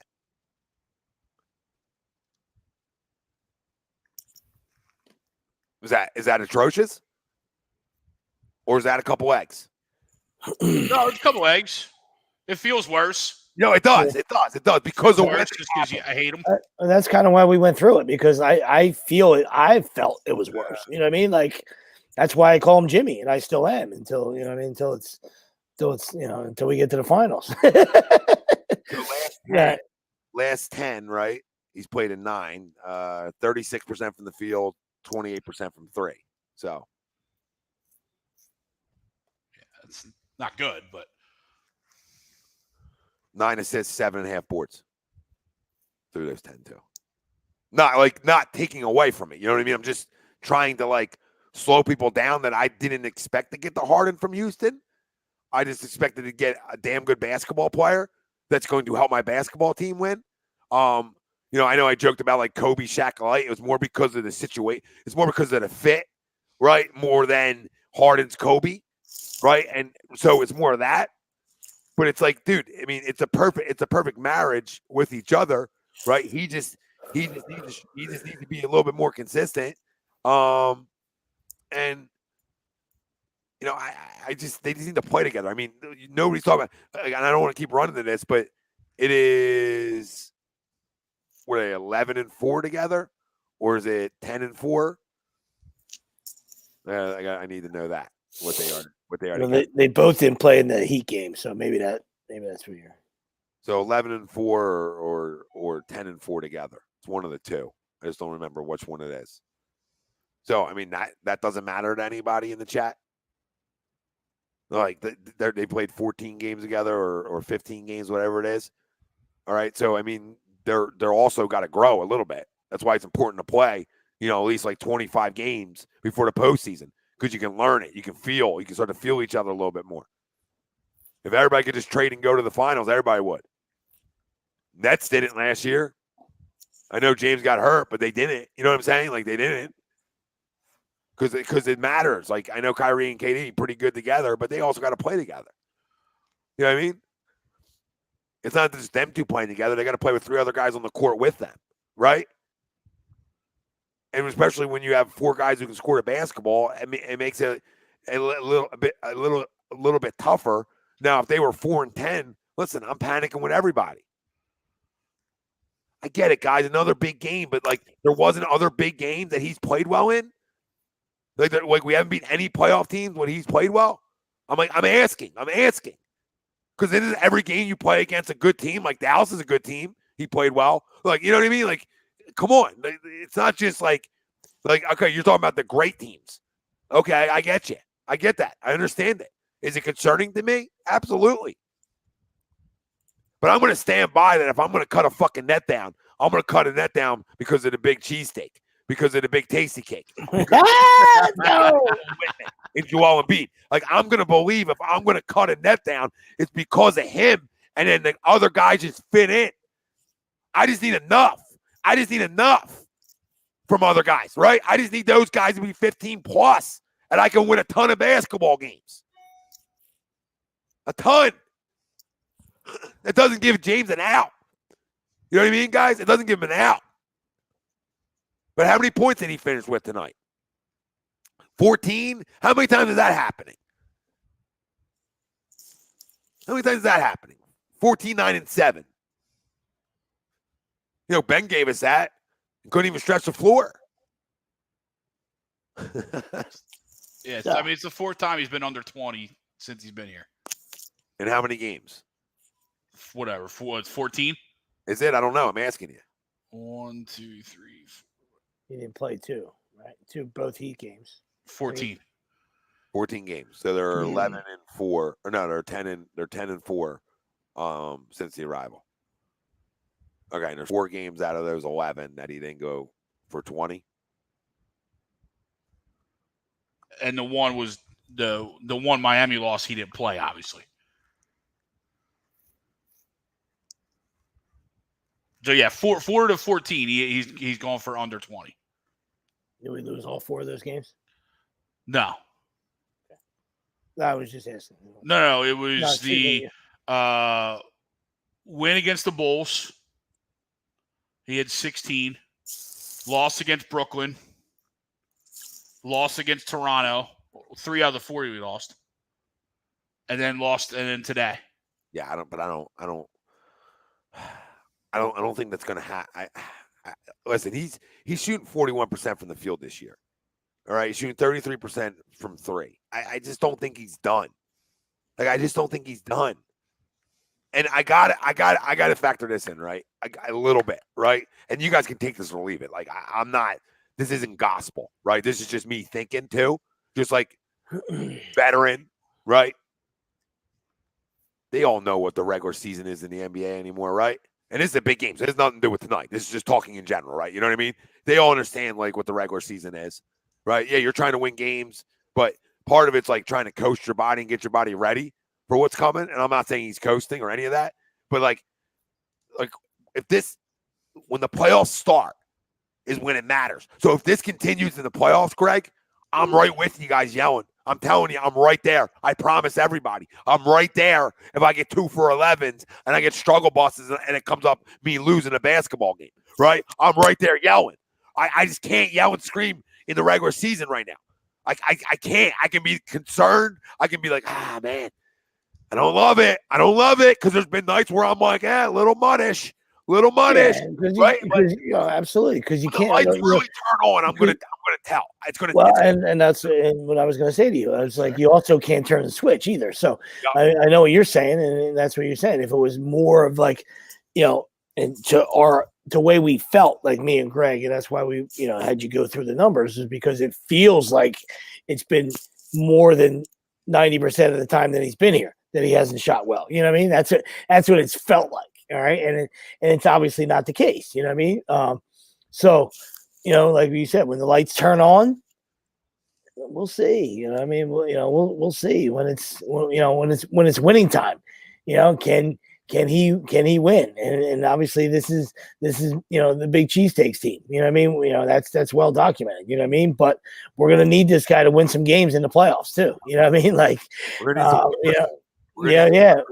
need we're going to need this guy to, hit a game-winning shot, maybe. You know what I mean? Like, and not pass up a dunk, with a mouse on his back. You know what I mean? Listen, we're not satisfied, Pat. I'm not saying you're saying this, Pat, right? But like, we're not satisfied with 22, 10, and 8 because that's what it is. I mean, 7.9. So it's 22, 10, and 8. Okay, like wow, like I understand not being satisfied with Ben's 15, 7, and 9 because he didn't shoot. Like I understand that, right? I understand that because it was like a fake.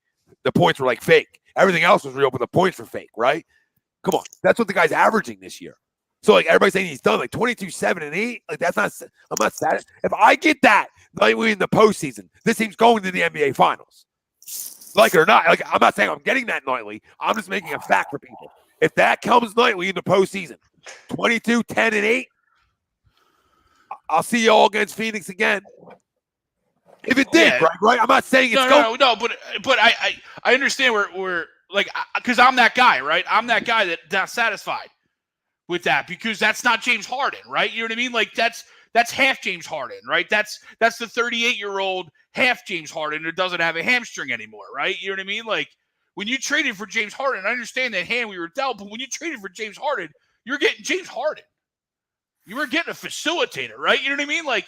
If we wanted a facilitator, but I understand he's never played. You're right. I know. I get it. If I wanted a facilitator, we could have gone out and traded for less. I understand. Right? You know what I mean? And stuff like that. But I understand. But he's never played with this kind of superstar, right? So you can't expect him to be the guy that goes for 32 to 35 anymore. You know what I mean? No, I'm saying there. I'd love to have it. Right, we haven't even seen that. We know Joe's going to go for. Yeah, I know. We know Joe's going to go for 35. You know what I mean? So.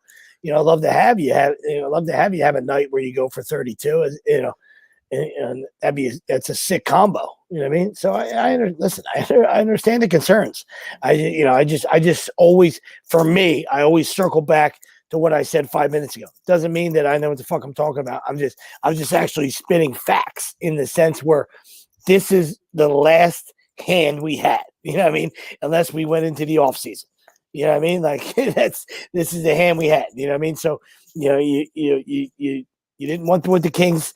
You didn't want what the Kings were selling. All right, you didn't want Halliburton. At the time, everybody was like, "Give me that one," and I'm not saying that was wrong. You know what I mean? I love Halliburton. You know what I mean? But like at that point, there was a stretch where anything that was thrown in front of people, they wanted fucking 2-5 out of here. They wanted 2-5 out of here because there was a black cloud and he's bringing down the fucking organization. And I agreed with all that. You know what I mean? There was that stretch too. You know what I mean? So then when there was the final, when we were in the 11th hour and Daryl had to fucking throw up a Hail Mary, this is who answered. All right. And this was his guy all along. We know that. This is the guy he wanted. This is where James wanted to be. He loves Daryl Morey. So at the end of the day, it was, Harden for Seth Curry. That's where people get it. That's where people get their panties in a bunch, not Steph Curry and Drummond.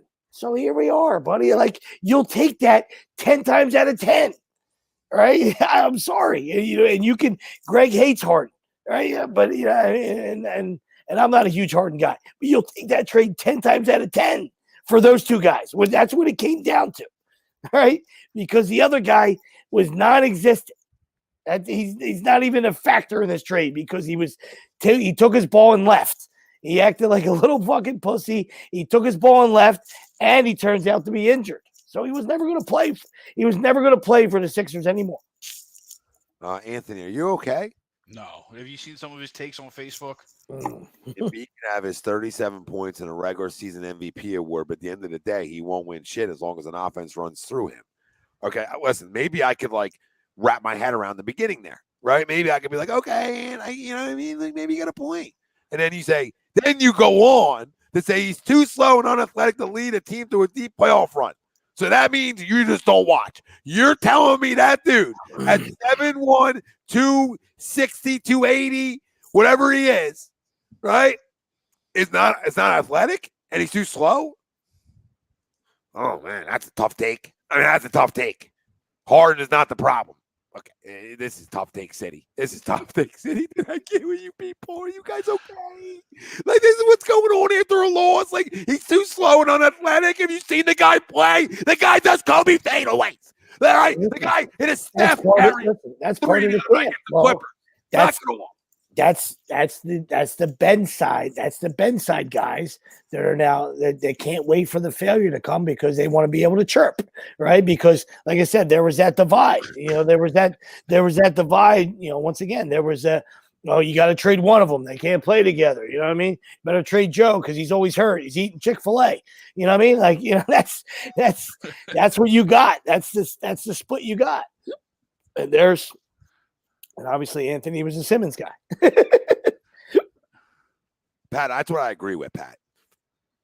Ben gave us 13, 6, and 7. Harden gives us 22, 10, and 8. What's there to debate? There isn't. That's why the deal had to get done. And like Sleep was saying earlier, and I fully agree with him because I was one of the guys the last 24 hours that would have taken us three back in the deal. You know what I mean? Like, all right, I'll see if it works, right? Just for Ben. Like, not talking about Seth and Andre, right? Just for Ben, right? Before at the last 24 hours there, right? I was like, hey, I'll trade anybody. I'll trade for anybody. I don't care who it is, right? But prior to that, I want to know Halliburton. I didn't want some of them deals. And Greg remembers it. Like, I didn't want some of those deals. I didn't think they were enough at certain points. Like say 3 weeks before the deadline, 4 weeks before the deadline. That's sort of where I was. Like, hey, I still think I can get a top 15, 20 player here. You know what I mean? I still feel like I can. But at the last 24 hours, like Sweep's point, we didn't even know if the deal was going to happen. Like, right? We didn't even know if anything was going to. We wanted to just be keeping what we had. And the fact that you trade Seth and Andre for James Harden is a win. And I think I see Ryan in the chat, and I said to him, like through this stretch of Harden, like I'm at one point, like maybe he's not good enough, like joking around a little bit because he had a rough night. right? And then the next night he'll come out and he'll play great basketball. And I said tonight, like I thought tonight they got away from the pick and roll a little bit, right? They got away from some of the things that can kill teams, right? And this is a tough team to kill with it because Ayton's so good, right? Because Ayton can switch and cover anybody like he did tonight. There was times Ayton switched and went and covered Harden for people who watch the game. He didn't miss a beat. So it's all about matchups. Not in a lot of teams you're going to see in the East, honey, that can switch on the big like that, or vice versa, right? There's not many. And please name them if you know who they are, because they're none. That's what I'm going to tell people. None. Maybe Milwaukee. Maybe the Bucks are the only team athletically enough to be able to switch on that and still defend, because Giannis can defend anybody. Right? You understand what I'm saying, guys? Nobody else can. Who? Because then who's covering the big man? That's the difference. They are very good defensively, the Phoenix Suns. That's why they're the best team in basketball. All right. And we know what they can do offensively to you. All right. Because Ayton and those guys and Crowder, they got really good guys who want to play defense. Bridges is a good defender. They got size. They're talking about Bridges to be the defensive player of the year. Yeah, so I mean they got the ability to pump you up, and that's not an excuse. More salt in the wounds. I know, right? But nobody in the East outside of the Bucks can handle that pick and roll. And I'm not even telling you the Bucks can. I'm just giving you an example who could, to be honest, right? Because I don't want to sound like a homer. Like, tell me another team. I could be missing somebody, but who's handling that pick and roll like that? That's that long of a basketball team to be able to handle both sides. I'm sure we'll hear from Bill shortly. Yeah. Well, I'm just saying Bam's athletic, so I'd get maybe Miami. Yeah. You're looking because you're absolutely right. You're looking for an athletic big, but they don't have the size outside of that. And the problem with Miami, Greg, real quick, why Miami has issues because teams found out. We sort of gave him a taste of it. Because they got to play hero 36 minutes. He can't be up me and you. That's the absolutely. Problem. So when teams realize that, and you saw what the Sixers did, Doc did a great job of it. Every time down on the floor, whoever heroes on, they attacked them. They went at him. Sort of like what happened with Seth in the playoffs against Atlanta when Kevin Huerter looked like MJ. So for everybody that's crowning Seth Curry out there, he can't defend me or you, especially come crunch time. And the one thing I'll say about James is I really believe this. I thought he's played better defense than I thought he would. Or I thought he does.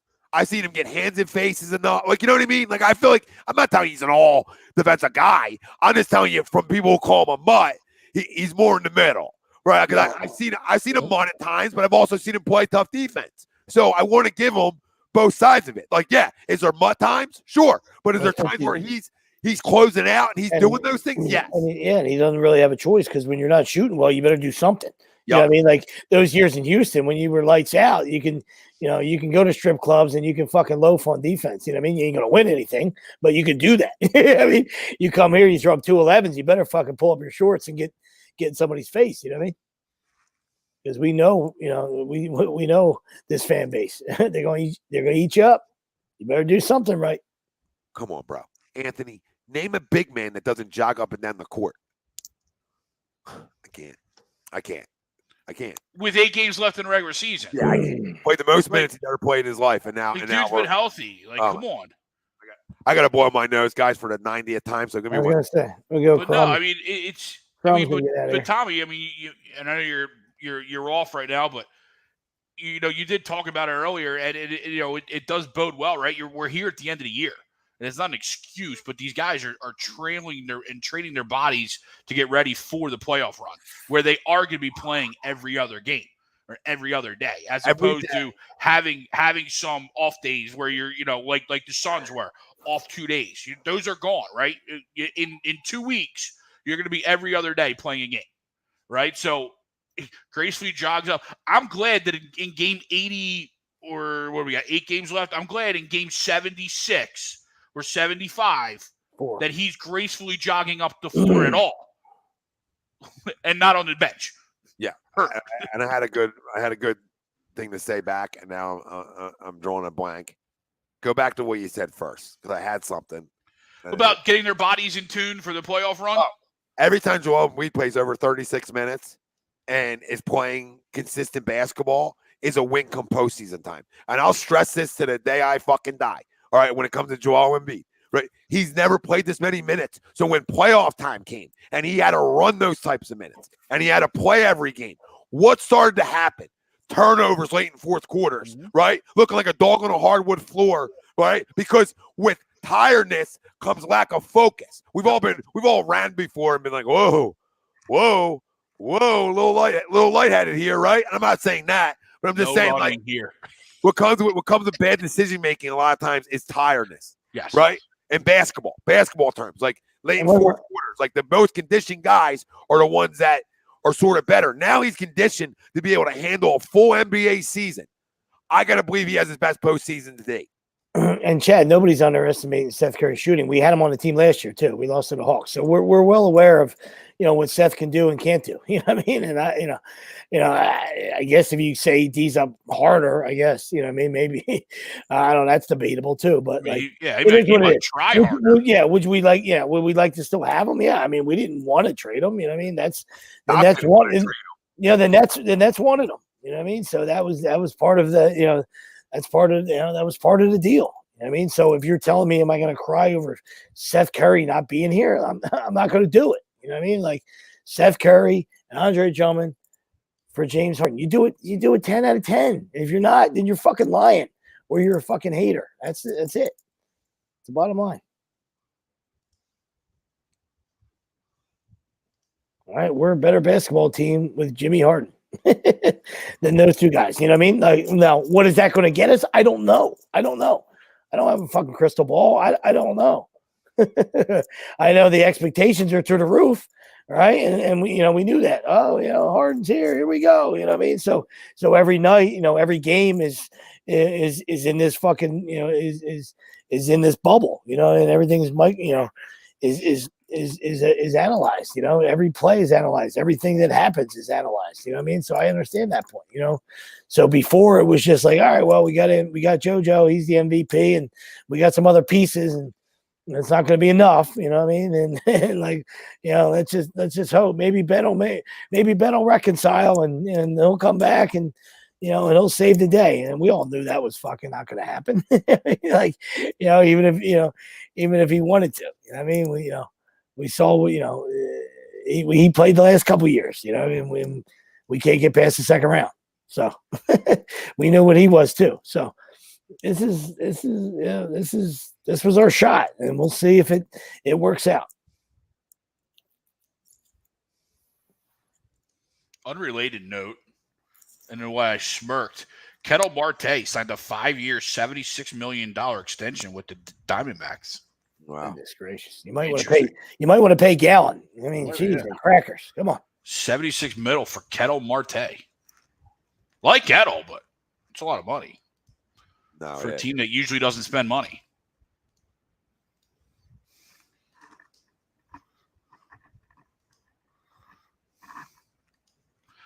Now, it'll definitely be interesting to see what happens. Like I said, the last 2 weeks, 3 big games, big games to end.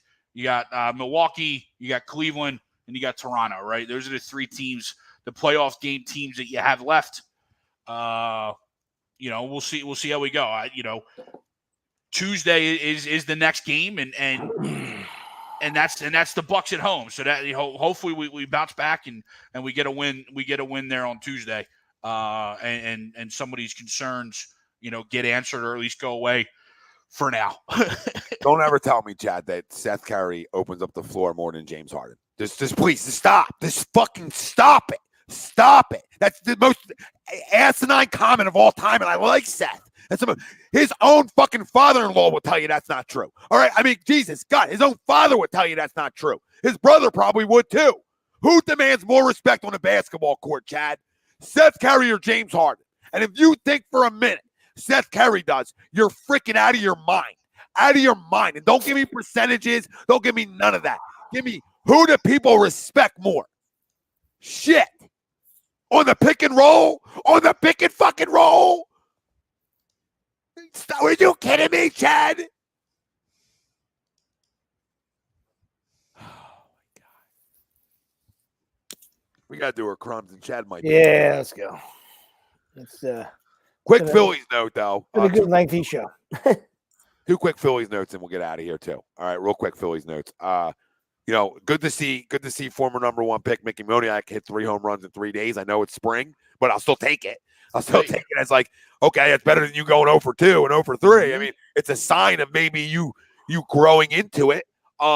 Somebody was saying that Kevin Long has been working with him, changing something in his swing, putting him closer to the plate or something along. Let me see real quick. Side note, they said new hitting coach made an adjustment with Moniak by moving him closer to the plate. Okay. If all this is done to prove and then he said, if that's all that needed to be done, what the hell were all the previous coaches doing? Yeah, well, some guys do what they want to do, and some guys don't adjust too. Yeah, like, you tell a guy all the time something at that level, and they're going to do what this got me here, right? This is what got me. Number 1 overall pick. But no, it's good to see, and Stott, another good sign, and there were some reports coming out today that I think that they're doing this wrong, but that they would start Stott at 3rd opening day and Didi at short, which I'm all for them 2 being on my left side, just the opposite way around. But I said the same thing. But maybe they listen. I mean, Joe's been around Didi a while, so you have that fucking loyalty there, and that might be a problem. A blind loyalty, maybe. Absolutely. But if Didi looks good at short this spring, then I'm fine with it, right? If he looks good and the legs are there and all that, then fine. Stott's taking a lot more at 3rd, and I'm okay with it. I'm okay with it if that happens because they finally are trusting a young kid, right? They're finally saying like, "Hey, you're our best prospect. Here you go. Here you go." Everybody else does it. Yeah, but real quick on that though, let's wait for opening day when he's on the roster, right? Well, and they don't pull the service time bullshit. Yeah, well, that's always possible, right? I'm not saying that doesn't happen. I'm just hoping that these two, I hope that Moniak. And Pat, you're right, he does, and like I said, Tom alluded to it. Spring training means nothing, but it's always a good sign when you're doing something productive. You know what I mean? And listen, he was an 18-year-old kid. You know what I mean? I know it's been a while, and I'm not crowning him, but some guys take a little longer to develop. You know what I mean? Like we wanted that instant.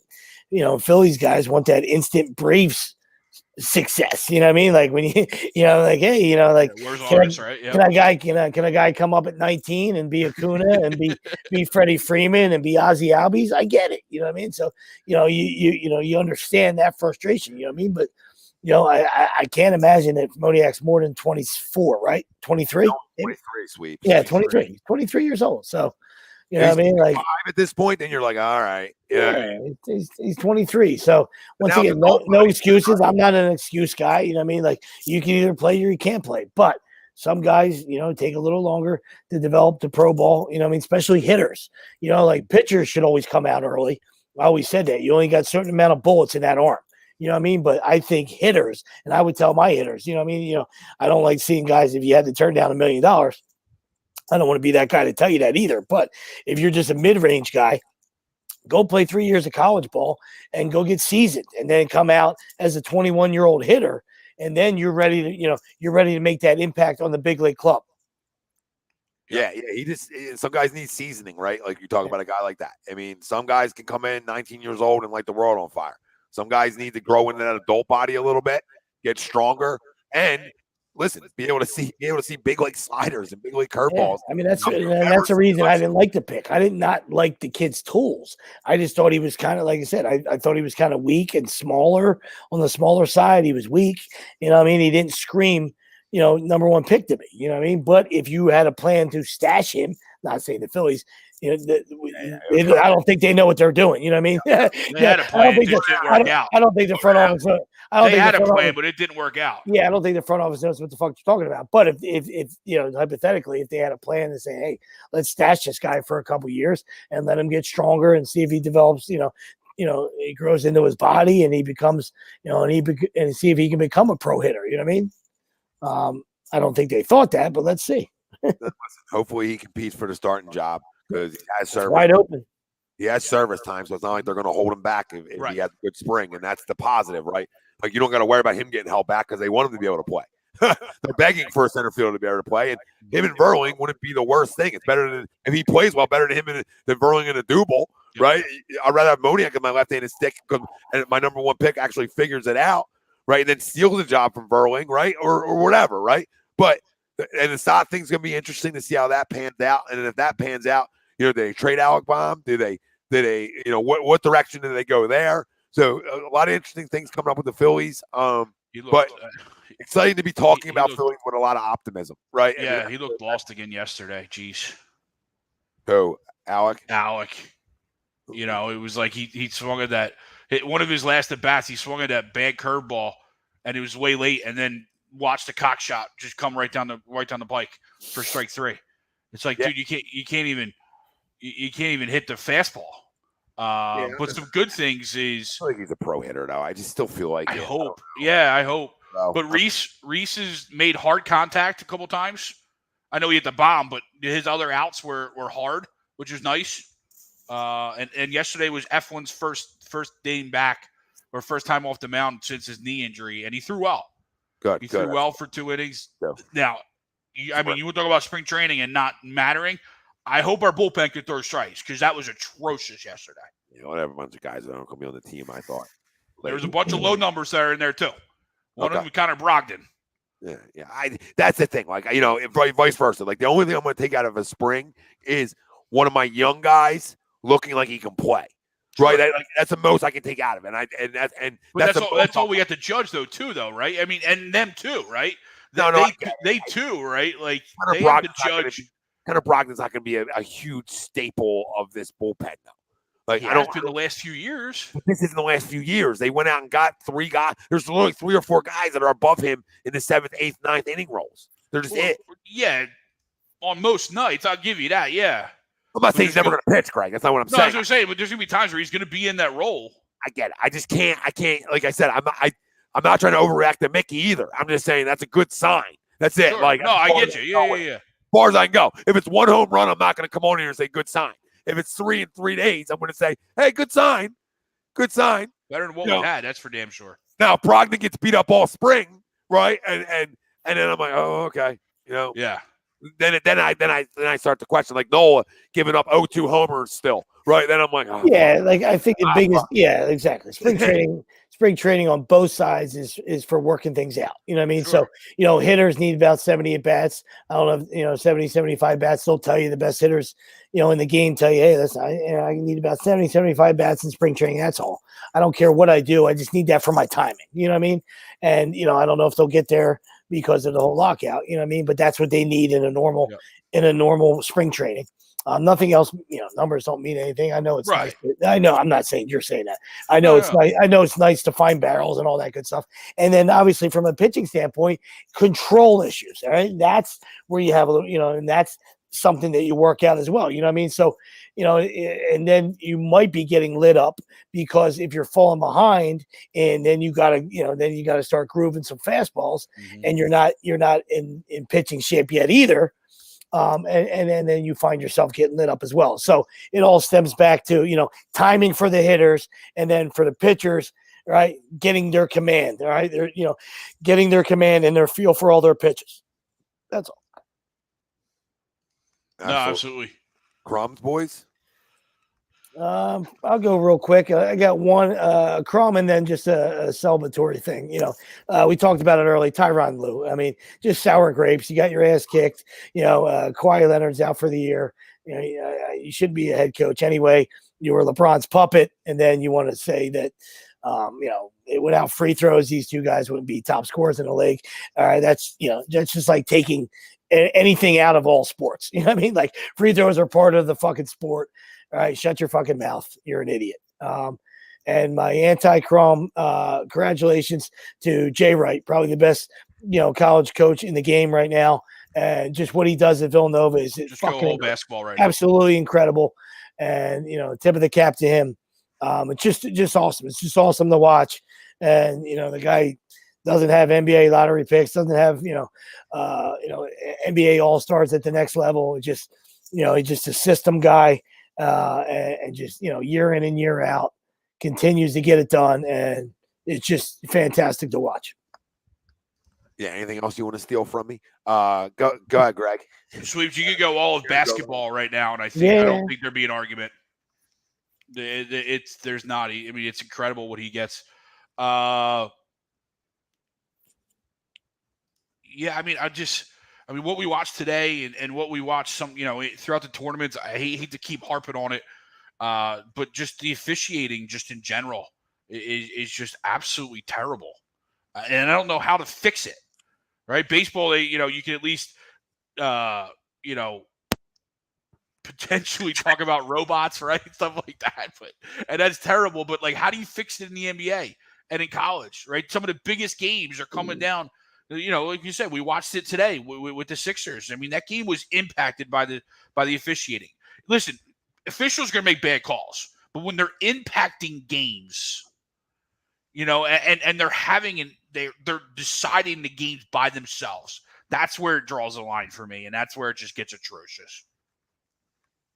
Yeah, it's not easy. And listen, I'll say this: like, I've never reffed like high school basketball. I've reffed like some pretty high level AAUs in my little referee days, right? And even in my umpiring days, right? Like, I refereed high level AAU there, right? And nothing's easy, right? Nobody's going to sit here and tell you it's easy. Mm-hmm. What I'm going to tell you is it's easy to be consistent. It's easy to have a zone.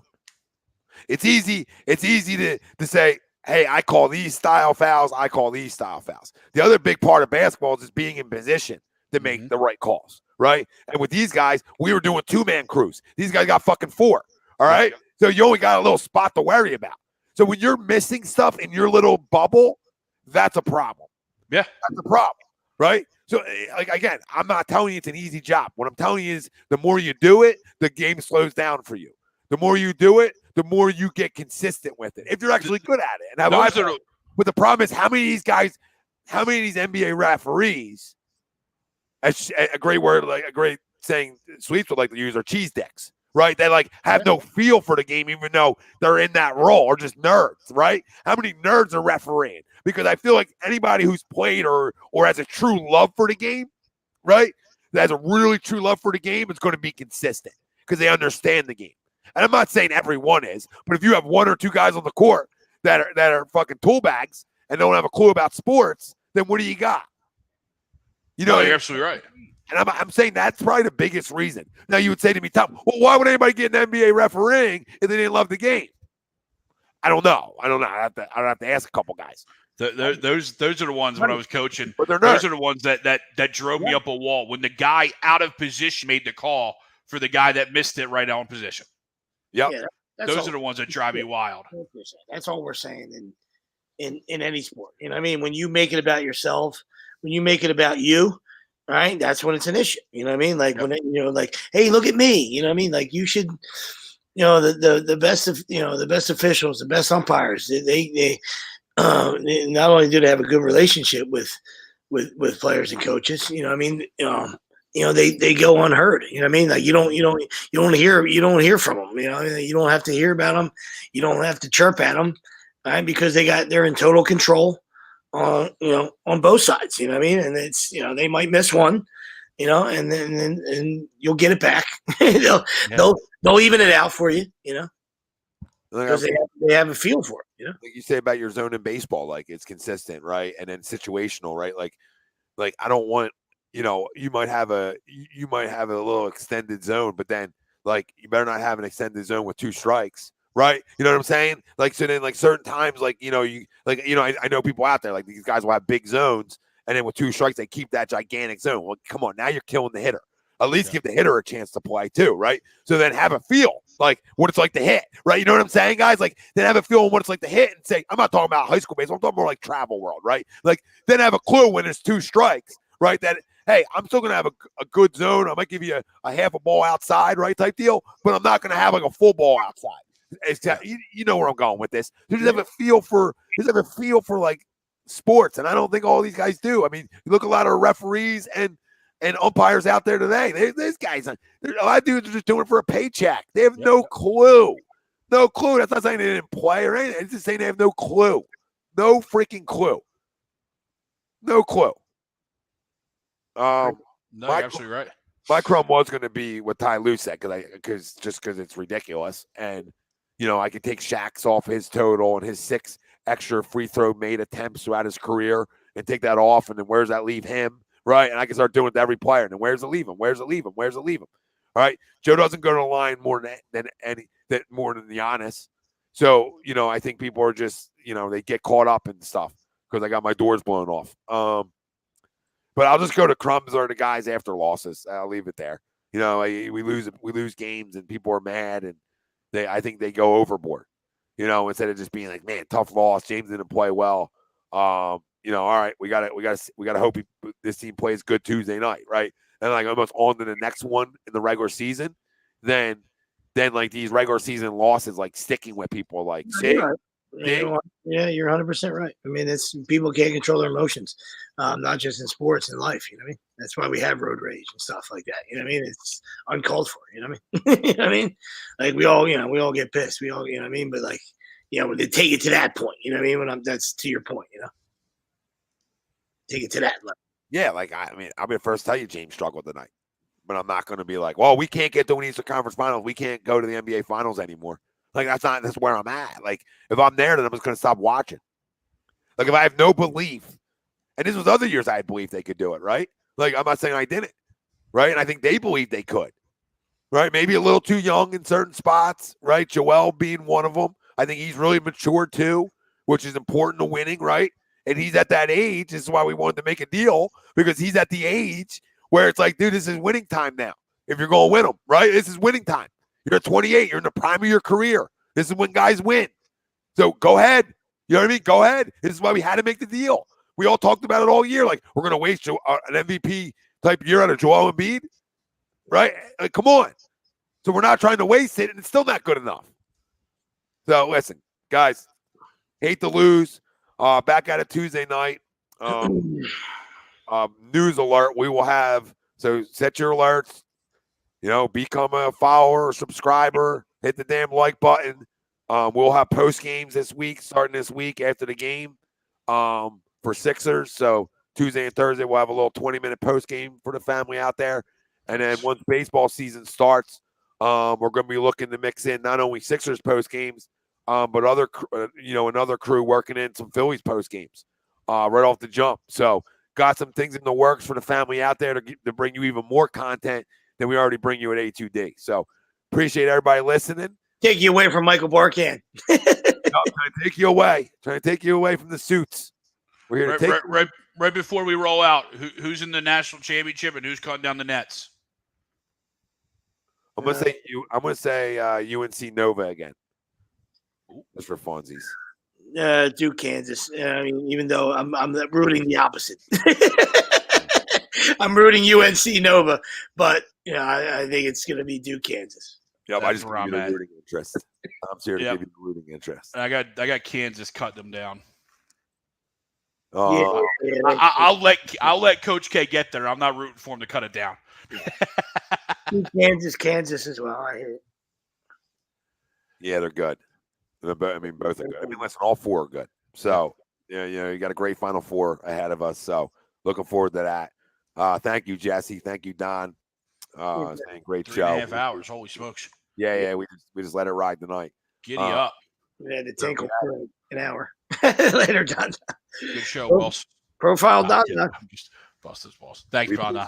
We appreciate the doc for bringing us every Sunday. Dr. Paul Vidal, Specialized Physical Therapy, LLC, Burlington, Cherry Hill locations. Find them on the web, specializedphysicaltherapy.com. For Brian Wilson, in the middle of a fantasy baseball draft, Nick Delgazzo, Greg Moagvik, I'm Tom Arnone. We love you all. Like I said, hit the damn alerts, hit the damn subscribe, hit the damn follow. If you're over on the podcast side of things, tell a friend and tell a motherfucking friend. We out. Yeah.